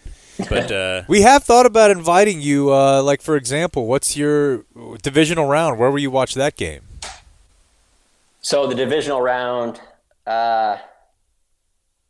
it's tough. I mean, if I'm just being honest, like for the longest time, I've always tried to sell the idea of like, because I've covered so many. I mean, I've probably covered at least 6 or 7 Cowboys-Lions games. It's been easy to do it because you're working and stuff like that. But when I'm like a playoff game and stuff like that, I am the type of person I didn't want to really be around anybody. That's kind of what I thought. Isn't a fan of that team. Yeah. So just to give you an example, so I get out of the stadium Sunday night. I write as quick as I can off of that because I wanted to. I live at the Shops of Legacy, like right in that Plano, Frisco area, and so there's a bunch of bars around there. And I'm like, all right, well, I'm just going to go up to this bar that I normally do. Well, I don't put together the idea that, oh yeah, this is the time of year when North Dakota State is playing in the national championship game, and so all their fans have taken over those bars. And then the fact that I didn't put together that all those fans are also Vikings fans. So I was that meme that they have of the Simpsons grandpa where he like walks in, puts his hat up, turns around, walks over back. I was like, there's no chance I'm watching this in here with these people. There's no chance. So I just went back and watched it actually by myself. Because to me, that was like outside of a playoff game. I mean, that's one of the biggest games I've ever like had to watch, like Lions wise. So I might just watch that one by myself, to be honest with you. And then if they win that game, then I'll go to Detroit and watch it there. Who are they looking at playing if things go correctly? I would like Washington to win. I just think having a young rookie quarterback having to go into that environment would be tough. But you don't want any Baker, do you? You don't want a piece of that. I kind of do, just because of the fact that they beat them earlier this year. So there's at least that. That's why I would like them to play Buffalo in the Super Bowl, because those are their 2 losses are Tampa Bay and Buffalo. But I think it'll end up being either whoever wins on Monday between the Rams and the Vikings. And I can make arguments why I don't want to see them play either of those teams, to be honest with you. Even the Rams? Oh, yeah. That Lions defense, I could easily see them trying to do some of that blitz stuff, and Stafford will tear that up. I was going to say, though, it would be pretty awesome. He's going to have so much motivation to try and go in there and kind of, be the underdog. I saw the lines have come out for what the projected line will be for those games, and it's got the Rams to be a 7-point underdog. Like he'll eat off of that. I know that they're not as good as they've been in years past, but I want no part of a quarterback that. Oh, what'd you do? Did I lose him? We're doing it again. You're listening to The Dumb Zone. I think we're live. You know what's unfortunate is we were unable for you and I to wrap up our interview with Jon Machota. And I say that's unfortunate because I didn't get to shoehorn in a Detroit parking lot reference. I wanted him to just leave that interview and then go Google it. Does that have something to do with sex? It's a sexual act, but not sex per se. So, for example, if the Lions win in the divisional round, or the conference championship, and he is there, would he have someone eating his butt while he had his hands on a car in the parking lot? That's what they were doing in the Detroit parking lot? Yeah. That's fandom. See, I was going to just plug the One Star Cowboys podcast. It's a good one.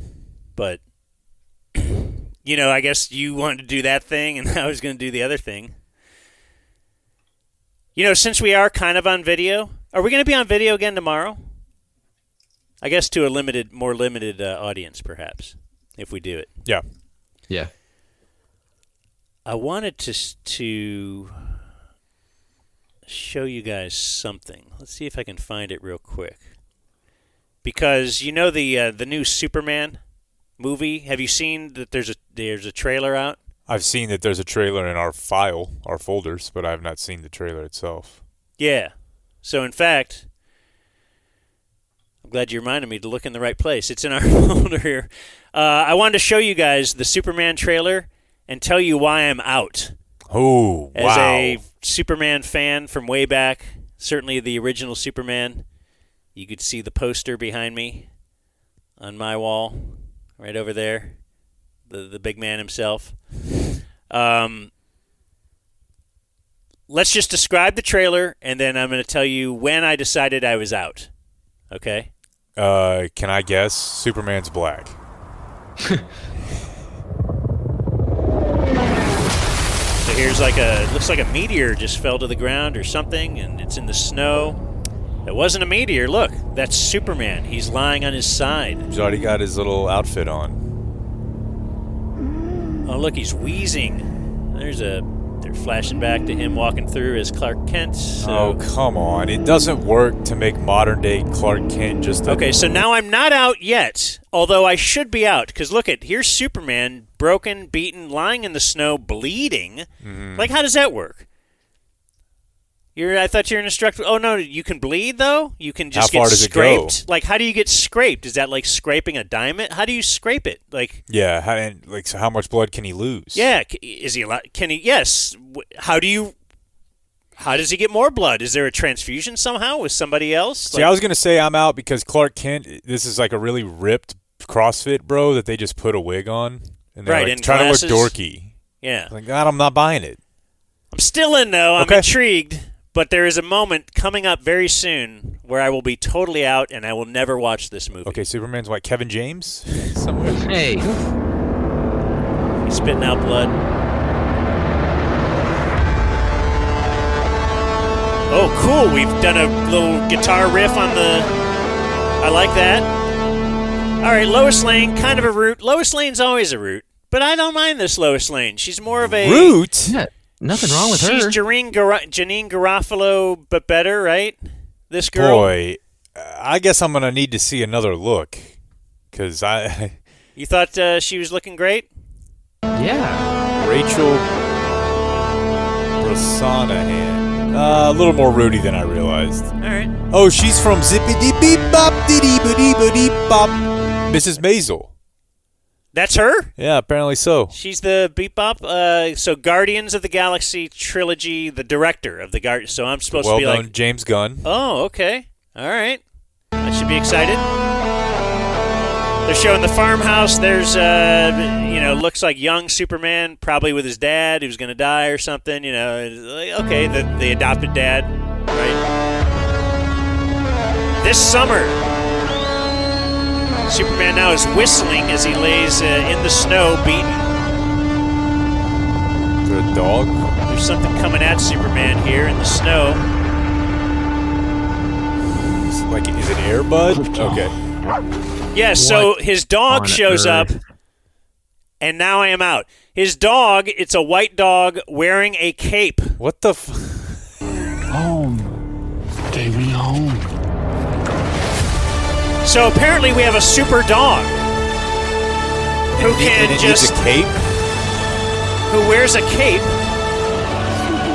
And this is not lore? Like, this is not part of the books? I do recall, as a kid, there'd be some comic books with Crypto, his dog, or something. But that was just the silly comic book stuff. That's not real Superman.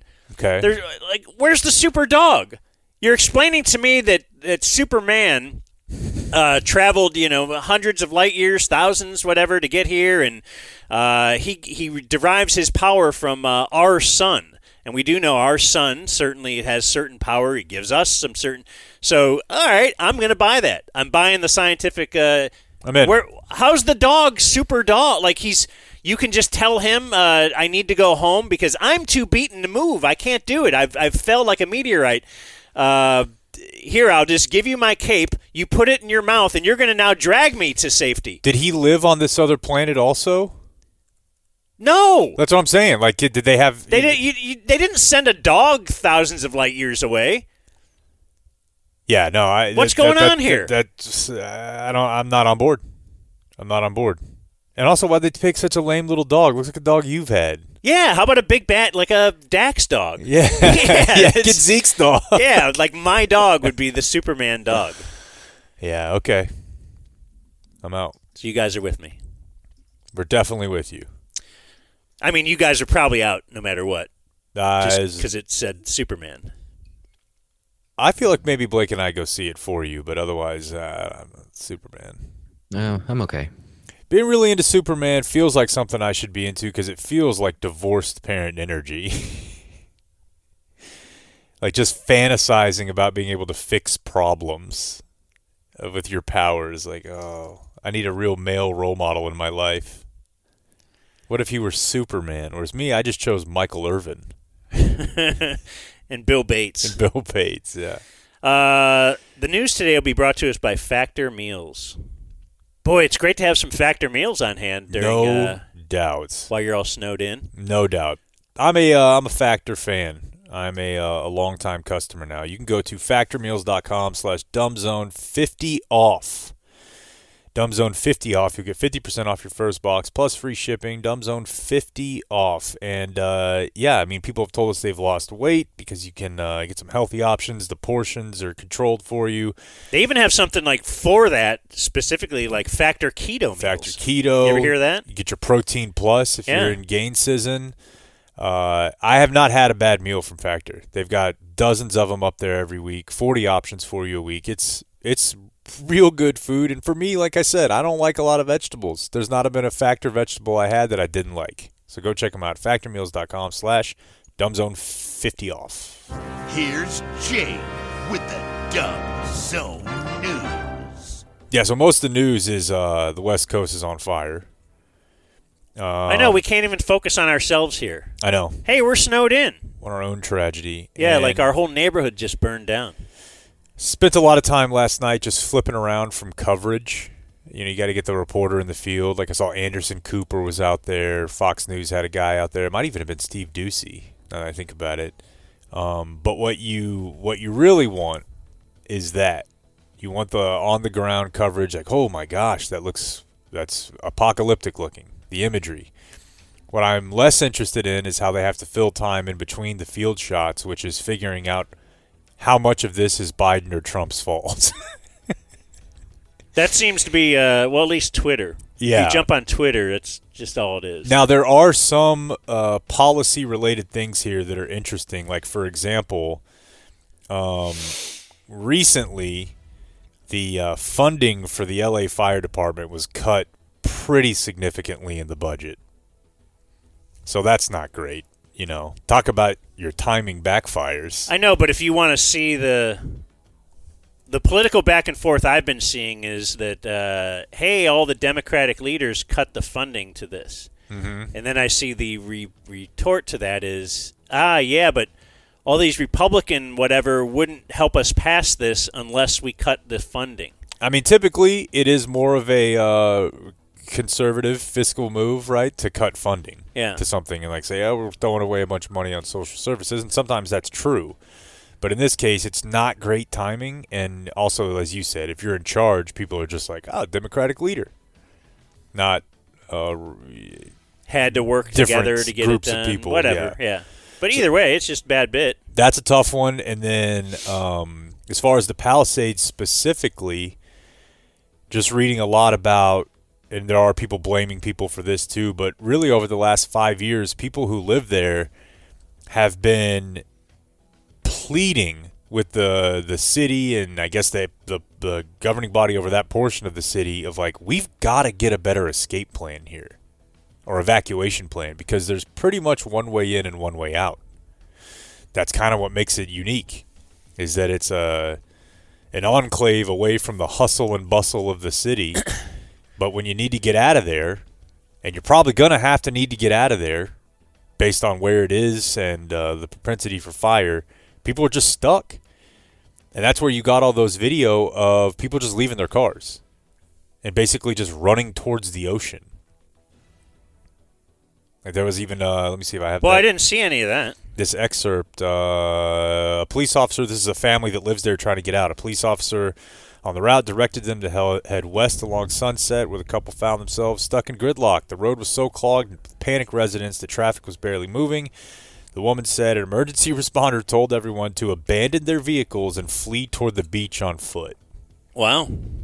And so then there's bulldozers coming through just totaling these cars because they, the people can't get out. They're stuck on the road and fire is approaching them. I wonder if you get good insurance back for those cars then. Yeah, I'm sure you do on the cars. I did read a lot. I did see a couple people saying that home insurance premiums in California have just gotten, they're 3 times what they were 10 years ago. See, that's what we always talk about. Would it be a dream to live out there? The weather is great, usually. Yeah, but everything's so expensive. The traffic is so big. Everything is so expensive. Your price per square foot type thing. And then I guess you never even think about, insurance in case there is an earthquake. Yeah, or a fire. And in fact, I think a lot of those homes' insurance were canceled in the last year or so just because of the threat of fire. Wasn't it like 2 years ago that Maui? There was a big fire going on then. Mm-hmm. Which Oprah started that one. What's that? Oprah started that one. Oprah, Ellen, Obama, maybe. Oprah started the one in Hawaii. That's what I was saying, Maui. You're saying California fire? Yeah, there was a California that we were all worried about fish Spencer tacos. McKenzie's? Yeah. And now this one, I think, took moon shadows. Oh, no. Yeah. It did. You make me want to smoke. Is Moon Shadows the place we would go with Jerry?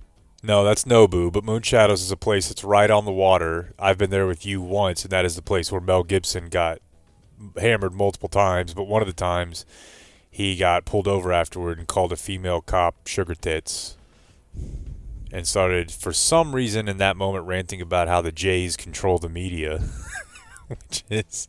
in my day, we were allowed to compliment people. I know. Now, all of a sudden, I can't... I know. No, Moon Shadows was the expensive fish place that Norm loved, with the view. Yeah. Okay. They would have a DJ also. We did not belong there. No.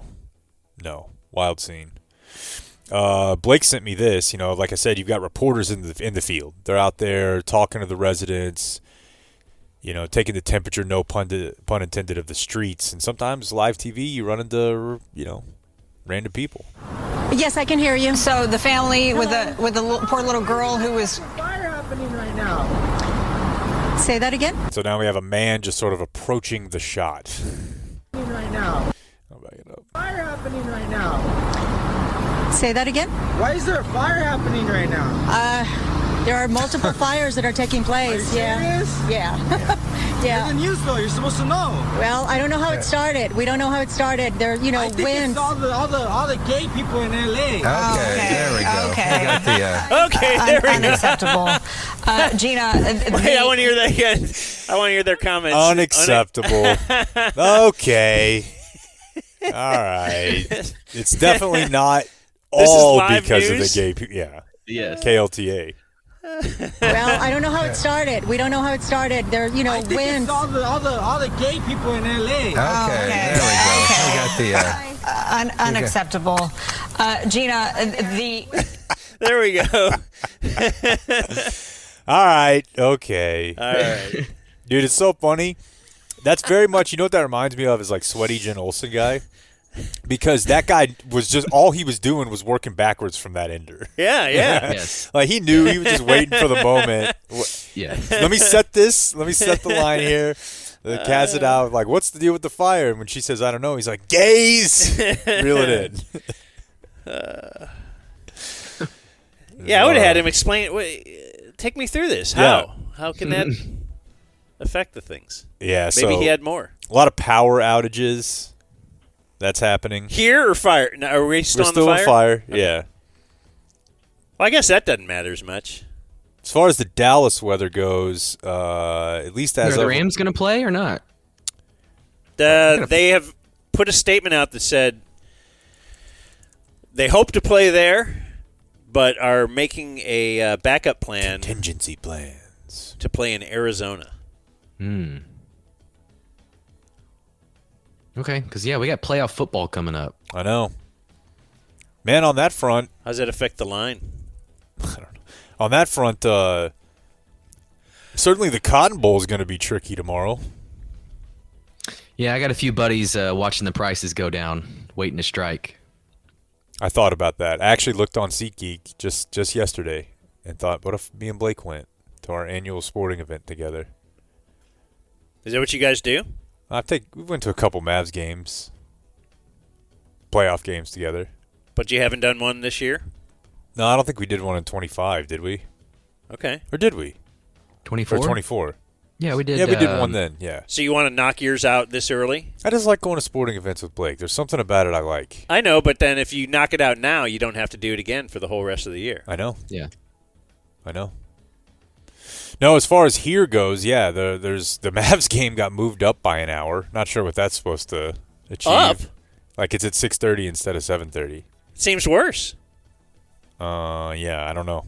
Like we're I gonna think make it's supposed to refreeze tonight, so maybe they want people off the road. So, as far as power outages, yeah, it doesn't make any sense. As of right now, we got about 1,000 people with no power. So we'll see. Now we're in Texas. Now we're in Texas. Well, the Mavs thing. Okay. Yeah, that was my transition. School's already shut tomorrow. Back to California. Okay.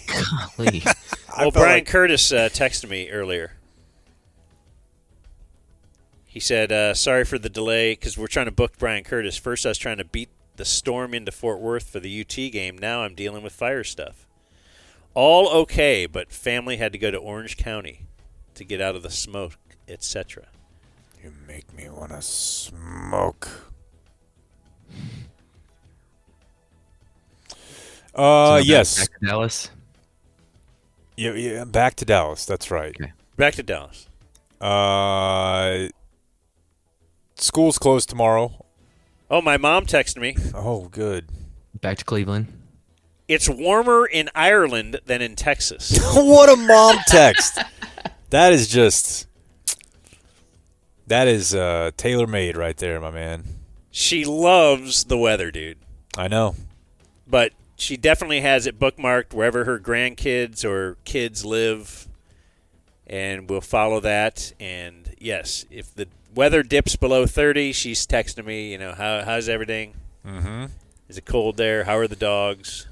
So if we were to try to work backwards here, she probably has the weather app on her phone where it shows you the temperatures in all the different locations, I would imagine. Yeah. And she's got... And so Dallas or Southlake is one of them, and apparently we're finding out Ireland is another one of those locations. She's been to Ireland with Rose.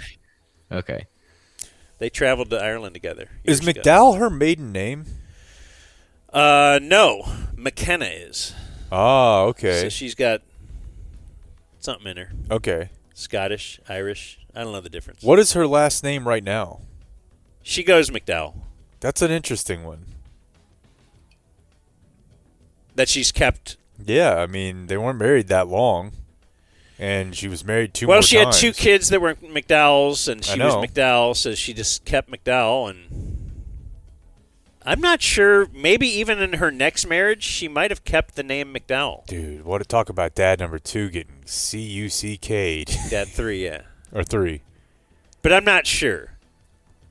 But it is an odd thing, though, if she did go to Smithbauer, which was her next husband,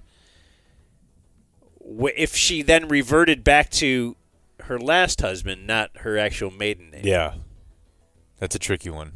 What's up with ladies and changing names? That does seem like a beating. It's generally all to appease men. Seems like a beating. Yeah, it does. Seems like a huge beating. Of course, the airport's taking it in the shorts. 1,600 flights canceled out of DFW and Love. Boy, this is the type of stuff that you should just really appreciate. I don't know how it'll be for you today, Dan, but when I get home today, I'm just going to play in the snow for a couple hours.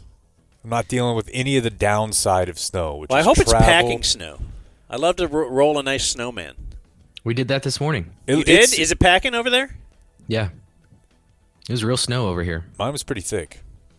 Dude, there's That's nothing that what he said. Yeah. Nothing that little kids love more. I know. So let's wrap this up. There's your news. Oh, Jesus. The dumb my wife was at the grocery store yesterday, not preparing for the snow or anything. It was to get carrots for the snowman's nose. Hey. Really? Listen, Yes. I got some extra carrots from That was her preparation, timely not soup. Yes. No, not to put carrots in a stew or so soup. you or don't have any food. Dude, I respect that. I respect that a lot. Damn snowman. She was in front of me in line. Frankel and Frankel will bring us today in history. Frankel and Frankel, personal injury attorneys. They've been with us from the beginning. They are the guys that you want to call immediately if you get in an accident. Listen, I know you're a good driver out there, good listener. Thank you. And if you've got to head out in this weather, you're fine. But I can't guarantee that's the case for everybody out on the road with you. Yeah. If some jackwagon happens to get into a weather-related accident with you, you need to make sure you're okay. Then you need to call 214-817-333-3333 and then step away. Let them handle all of it for you, the client, because it's a client-first mission with the Frankels. Hey, Claire, you remember that one time the Frankels got me that huge car accident settlement? Oh, Cornelius Falcon, how could I forget? Yeah, that was super dope. Was that a fart? Please stop talking. Frankel and Frankel. Bum, bum, bum, bum. Well, I got a couple of viewer mail birthdays to slip in here, and then we'll do Today in History. Bum, bum, bum, bum. We have from Nico. Uncle Hotmail, I'd love a shout-out for my birthday, January 8th, day 3 or day 5-er, I forget. Blake is a legend.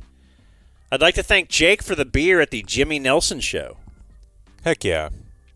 Nico Pizzarello. Pizzarello. Great dude. P.S. I work in live production. If I could be of any assistance to y'all, don't hesitate to... How about today? Yeah, where were you, Nico? Yeah. What's this guy doing? I think Nico either currently or previously worked at one of the churches that has Santa like flying in on a jet in Really? service for Christmas. You know, you've seen those videos. Yeah. Like Owen Hart? It's very similar to something you'd see on the WWE. Dear Sultan of the Wizard Sleeve, I'd like to wish my wife of 8 years, Jen Bunker, happy birthday. JB. She is a Dan fangirl and a Day 1 DF number 14. Damn, we got a lady in the first fortnight?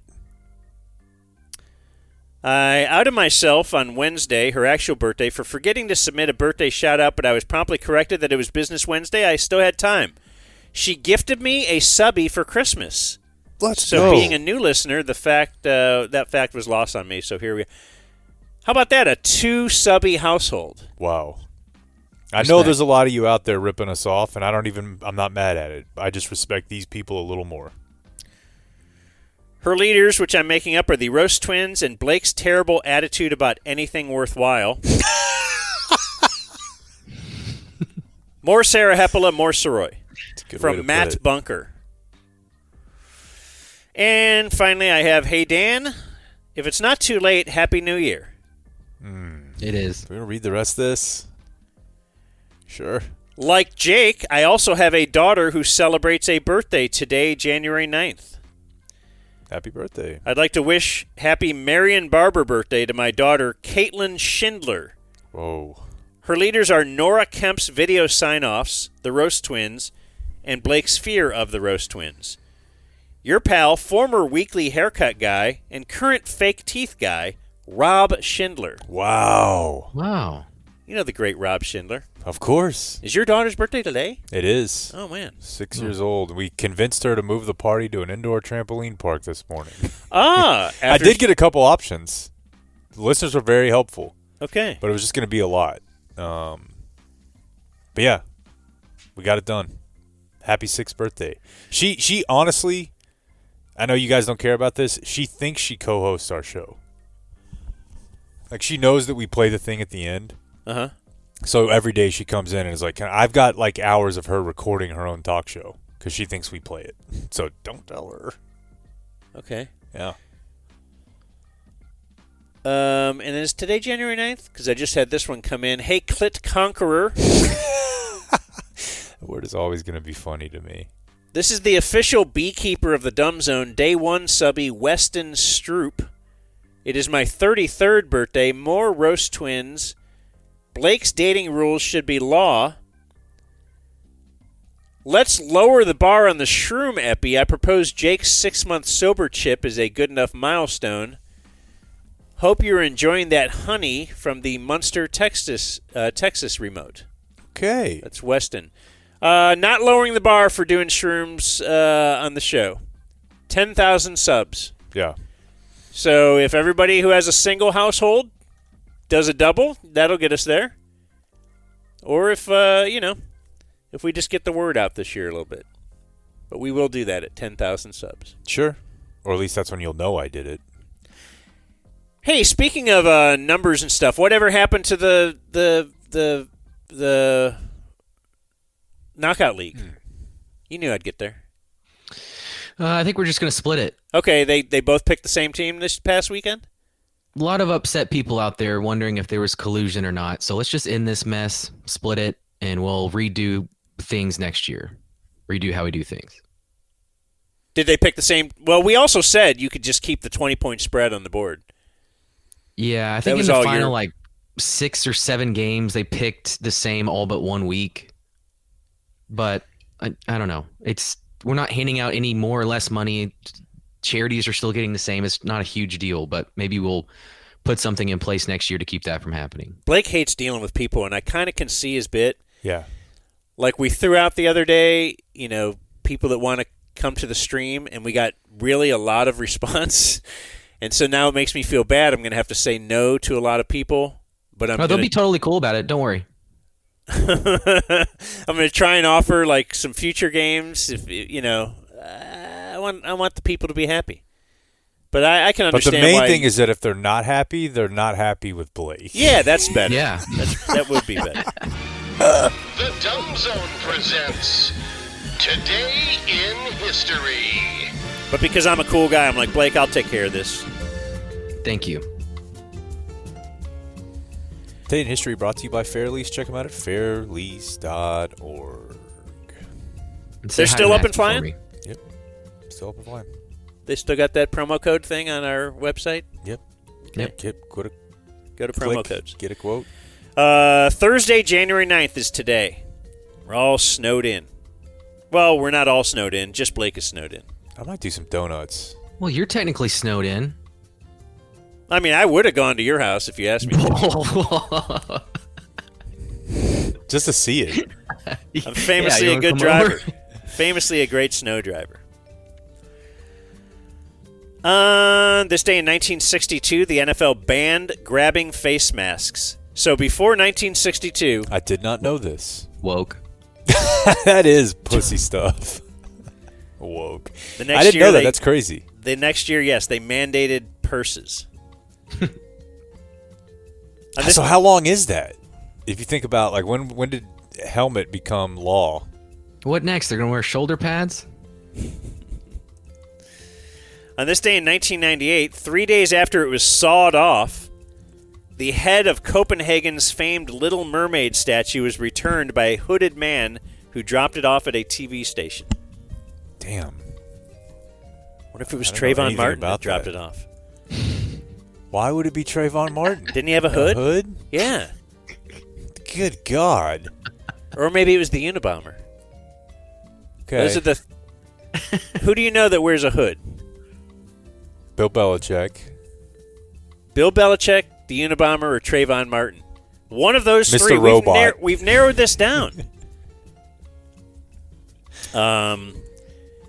That's a great guy who got away with it. Copenhagen statue. The other guy, the guy who stole the O.J. bust from the NFL Hall of Fame, felt the pressure and 2 weeks after just threw it in the middle of a highway somewhere, off the side of a highway. Somebody found it. He had it, though, for a couple of weeks. Yeah. He had it in his basement in Ohio. What do I do with this thing? All his buddies were looking at it. They're all baked. Or at least I was when I was talking about it. Yeah. On this day in 2007, Steve Jobs unveiled the iPhone, which would go on sale the following June. Man, I remember I was living with a good friend of mine at the time, and he got one. And I didn't even really know it was coming out. And I was so pissed. And not because he had something that I didn't, but because we stopped talking. We would just sit in, we're both home from work. We'd make our trash dinner or whatever. We'd eat, and we would watch TV, watch sports together. Probably smoke a bowl, kick it. And I realized about a week after him having it, it was like, we just don't talk anymore. He just looked at his phone and was like, I got the internet's right here. I got everything I need. And I'm like, this sucks. And now life is like that. Exactly. Damn, man. I know. I'm thinking about it. On this day in 2017, Deshaun Watson and Clemson defeat Alabama, the first team to beat Nick Saban's Alabama dynasty in a national title game. Dude, those Clemson teams were fun. Who was that Renfro? Was that him? Renfro. Yeah. Is that right? Yeah, I think that's right. They've had a couple of good gringos. Today's birthdays, we have former Ranger Otis Nixon is 66. You familiar with him, Blake? I don't think so. He's got Otis Nixon ahead. He does. So he was a very speedy outfielder. I think he would later have a run-in with cocaine or the law because of cocaine. Yeah. But a very fast outfielder. He was a Cleveland Indians outfielder who at the time the Indians were always a terrible team. And they were always, at least we would have sports discussions on the playground. Like I didn't get to ask Jon Machota if he was on the playground doing Emmett or Barry, but certainly he was. Oh, no doubt. I mean, I was doing that one. But the Indians had discussed moving the outfield fences back because they had this fast center. Like they were going to build their whole team and change their stadium dimensions because of Otis Nixon. They thought he was that good at the time. He had like 30 steals. I don't know. Yeah. Big plans. Chad Johnson, 47. He's had a wild life. Yeah. I really enjoy his post-playing career. He's got a lot of babies. And then, like, Antonio Brown takes it up a notch. Oh. Or many notches. Several notches, yeah. But you kind of thought, oh, my God, this is the craziest any wide receiver could get after their... Yeah. Ocho Cinco, 6 kids. I mean, like, when he did the legally change his name thing, that's always... There are not a lot of stable people doing that, you know? Yeah, what's the point? Well, unless you're doing what Prince did so that he could stick it to the record label. However, I do want to say that we have a listener who's doing it, and while the guy seems wild, he also seems stable. So I guess it does happen. You just decide late in life, like, hey. Is he doing it for bit purposes? Seems like it. Bit/business, which if you can make your business bits, why not? What sub-level do we have to get for you to change your name legally? If you play your cards right, it could happen with 10K when I'm whacked out on mushrooms. What'd your dad want you? Rock? Rock, yeah. And your brother Brutus? Yeah, I can't remember. Those were the two names though. Yeah. Sergio Garcia, 45. Donovan. Ricardo Pepi is 21. Who? Apparently a famous young soccer player here in Texas. I'll cross that. Hold on. I was going to say maybe just we're never going to read delete that one again. for next year. Muggsy Bogues is 60. Wow. That was a big deal. He for could never kids. dunk, right? Like Spud Webb could dunk. Muggsy Bogues couldn't dunk. No, I think the Muggsy Bogues dunk we saw was fake, right? Or was that a fake Spud Webb one when he was old? Was Muggsy Bogues in the league or on the same team as Manute Bol? I don't recall. And they're pictured together. Like Manute Bol was like 12 feet tall, Blake. You ever hear Manute Bol? Yeah, Jake said his son would be a top 5 pick in the NBA draft. Oh, Bol. I think he was, wasn't he? No, he wasn't because he got hurt. Oh, okay. He just missed the mark as a late second-round pick. He broke his foot right before the draft. Yeah, I guess LeBron would have been a second-rounder had he broken his foot. He might have been. You don't know. I guess we'll never know. Actor Catherine Walker is 82. She is the owner in Slapshot. Blake, you ever seen Slapshot? No. It's good. It's worth your time. Didn't you want to do a thing where we eat, you had to say, hey, you're going to watch this movie this month, all three of us, and then next month you get to pick a movie, and the next month Blake gets. I think that would be good. Well, it's January. Yeah. Pick something.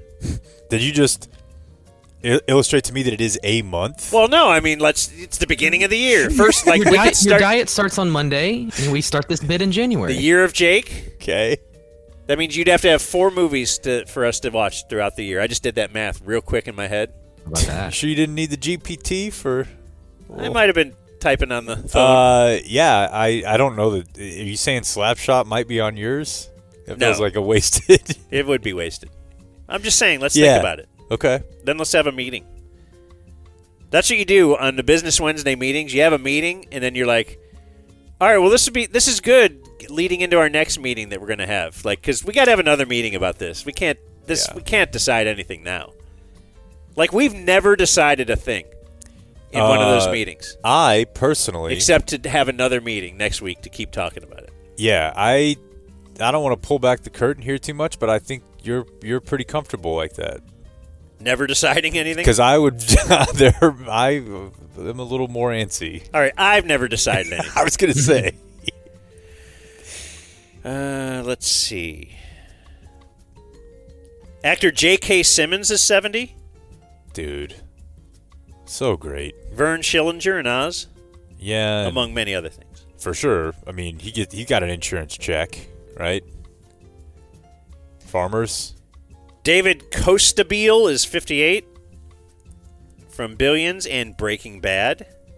Yeah. This is Gale. Oh. No, Wag. Yeah, Gale, right? Wags in Billions. Yeah. Gale in Breaking Bad. Dave Matthews is 58. What a weird... I wouldn't say weird career. It's just... I don't really know anything about Dave Matthews except there's a thing called the Dave Matthews Band and people like it. Like my wife likes it. Yeah. Yeah, some people are obsessed. He's a very rare, super, super popular act that there also has, like, rabid fans. You know what I mean? Like, Fish wasn't on the radio. Does that make sense? Mm-hmm. Like, he's got the cult but the pop following. Joey Lauren Adams is 57. Don't know it. From Chasing Amy. Actor Karis Dorsey is 27. That's Billy Bean's daughter in Moneyball. And actor John Doman is 80. You may know him as the police commissioner on The Wire. Oh, okay. Or as Dr. Jonah Vogelbaum on The Boys. They are filming their new next season right now as we speak. That guy scares me. Also, he does Home Depot commercials. Does he? Yeah, he's got a great voice. I did a little walking at the Home Depot yesterday. You went back? Different one. Different Home Depot? Or you went to a Lowe's before?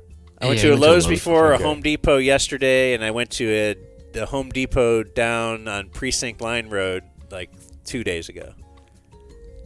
This is concerning behavior, I think. I mean, I had time. I was on a phone call. You know, I like to take a little walk when I'm on a phone call. Sure. And we're trying to keep the steps. Today's going to be very difficult. Yeah, I think everybody's going to have to just give each other a mulligan. I'm just going to have to walk around the house. Born on this day, now dead, Richard Nixon, Dick Enberg, and Bart Starr, who had a variety. Nobody knows how many sons he had or what their names were. Or if either one of them died and later, a few days later, had a salamander crawling through his eye socket because nobody had found the body. Dead on the station. But it is amazing his son's name was Brett. It's just with one T, but yeah, that is pretty amazing. The quarterback that would follow you like 17 years later. Yeah. What a coincidence. Yeah. Died on this day, still dead, Roy Tarpley. Damn. I wonder if there's a good documentary about him. Bob Saget. Gold. Melinda Dillon is the mom in A Christmas Story. Were you the one ripping A Christmas Story, Blake? No, I love it. I watch it every year. Oh, okay. Who was telling me they Which hated one it? is it? Oh, yeah, that movie sucks. Maybe it was you. Yeah. Not good. That's the one with the porn kid. Yeah. I don't even really remember. Yeah. Must be too highbrow for you. It probably is. Probably is. And let me ask both of you guys, if you know this name. He died on this day in 1858. Anson Jones. Anson Jones. I do know. I've heard this before in this very space, but I can't off the top of my head recall what he invented.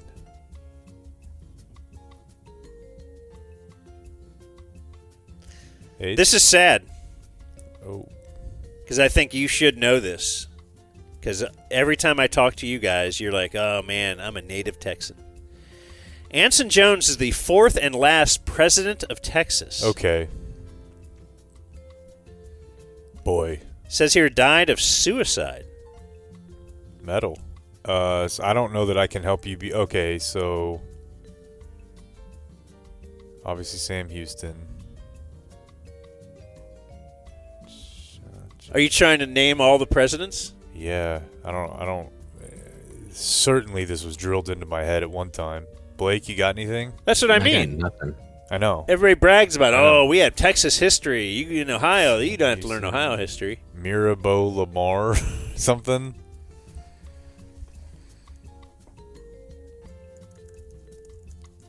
Are you looking up now? Mm-hmm. Yeah, that's two of them. Sam Houston. Whoa, okay. That doesn't really count. Sam Houston twice? Was he? Yeah. Sam Houston twice. Like but there's also... He did a Trump thing? Yeah.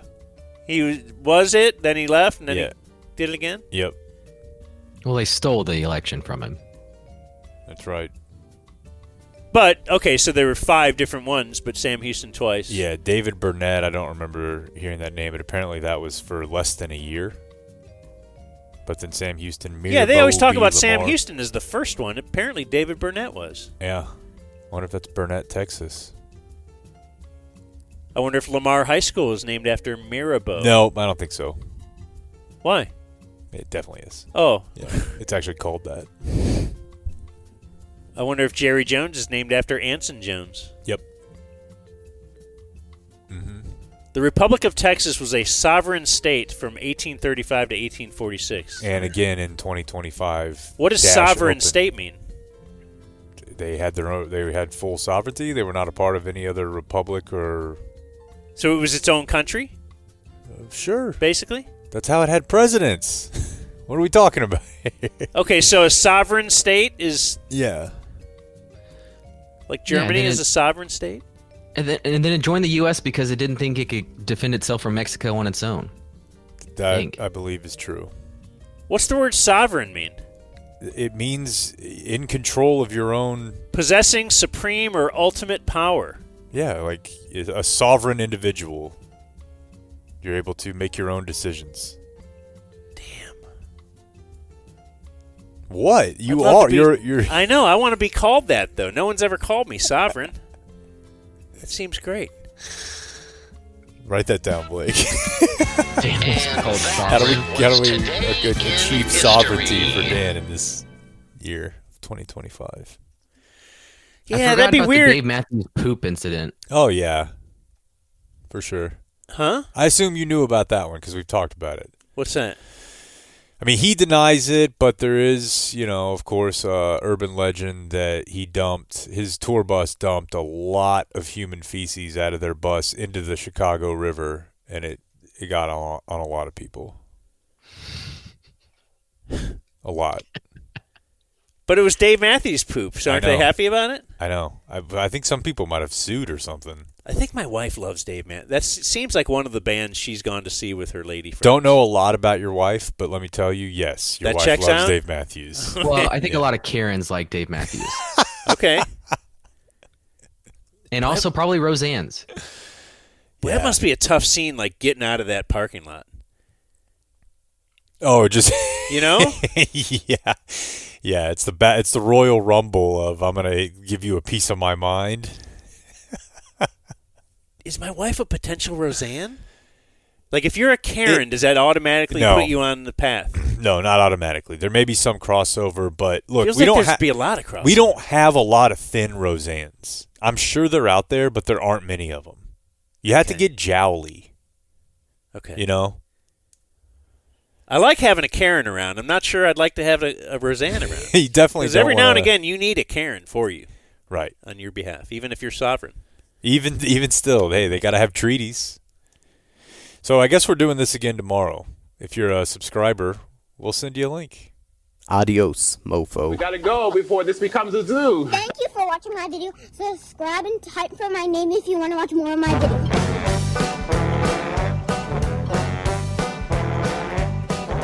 I'm Mr. White Christmas. I'm Mr. Snow. I'm Mr. Icicle. I'm Mr. 10 Below. Friends call me Snow Miser. Whatever I touch turns to snow in my clutch. I'm too much. He's Mr. White Christmas, he's Mr. Snow. He's Mr. Icicle, he's Mr. 10 Below. Friends call me Snow Miser. Whatever I touch turns to snow in my clutch. He's too much. I never wanna see a day that's over 40 degrees. I'd rather have it 30, 20, 10, 5 and let it freeze.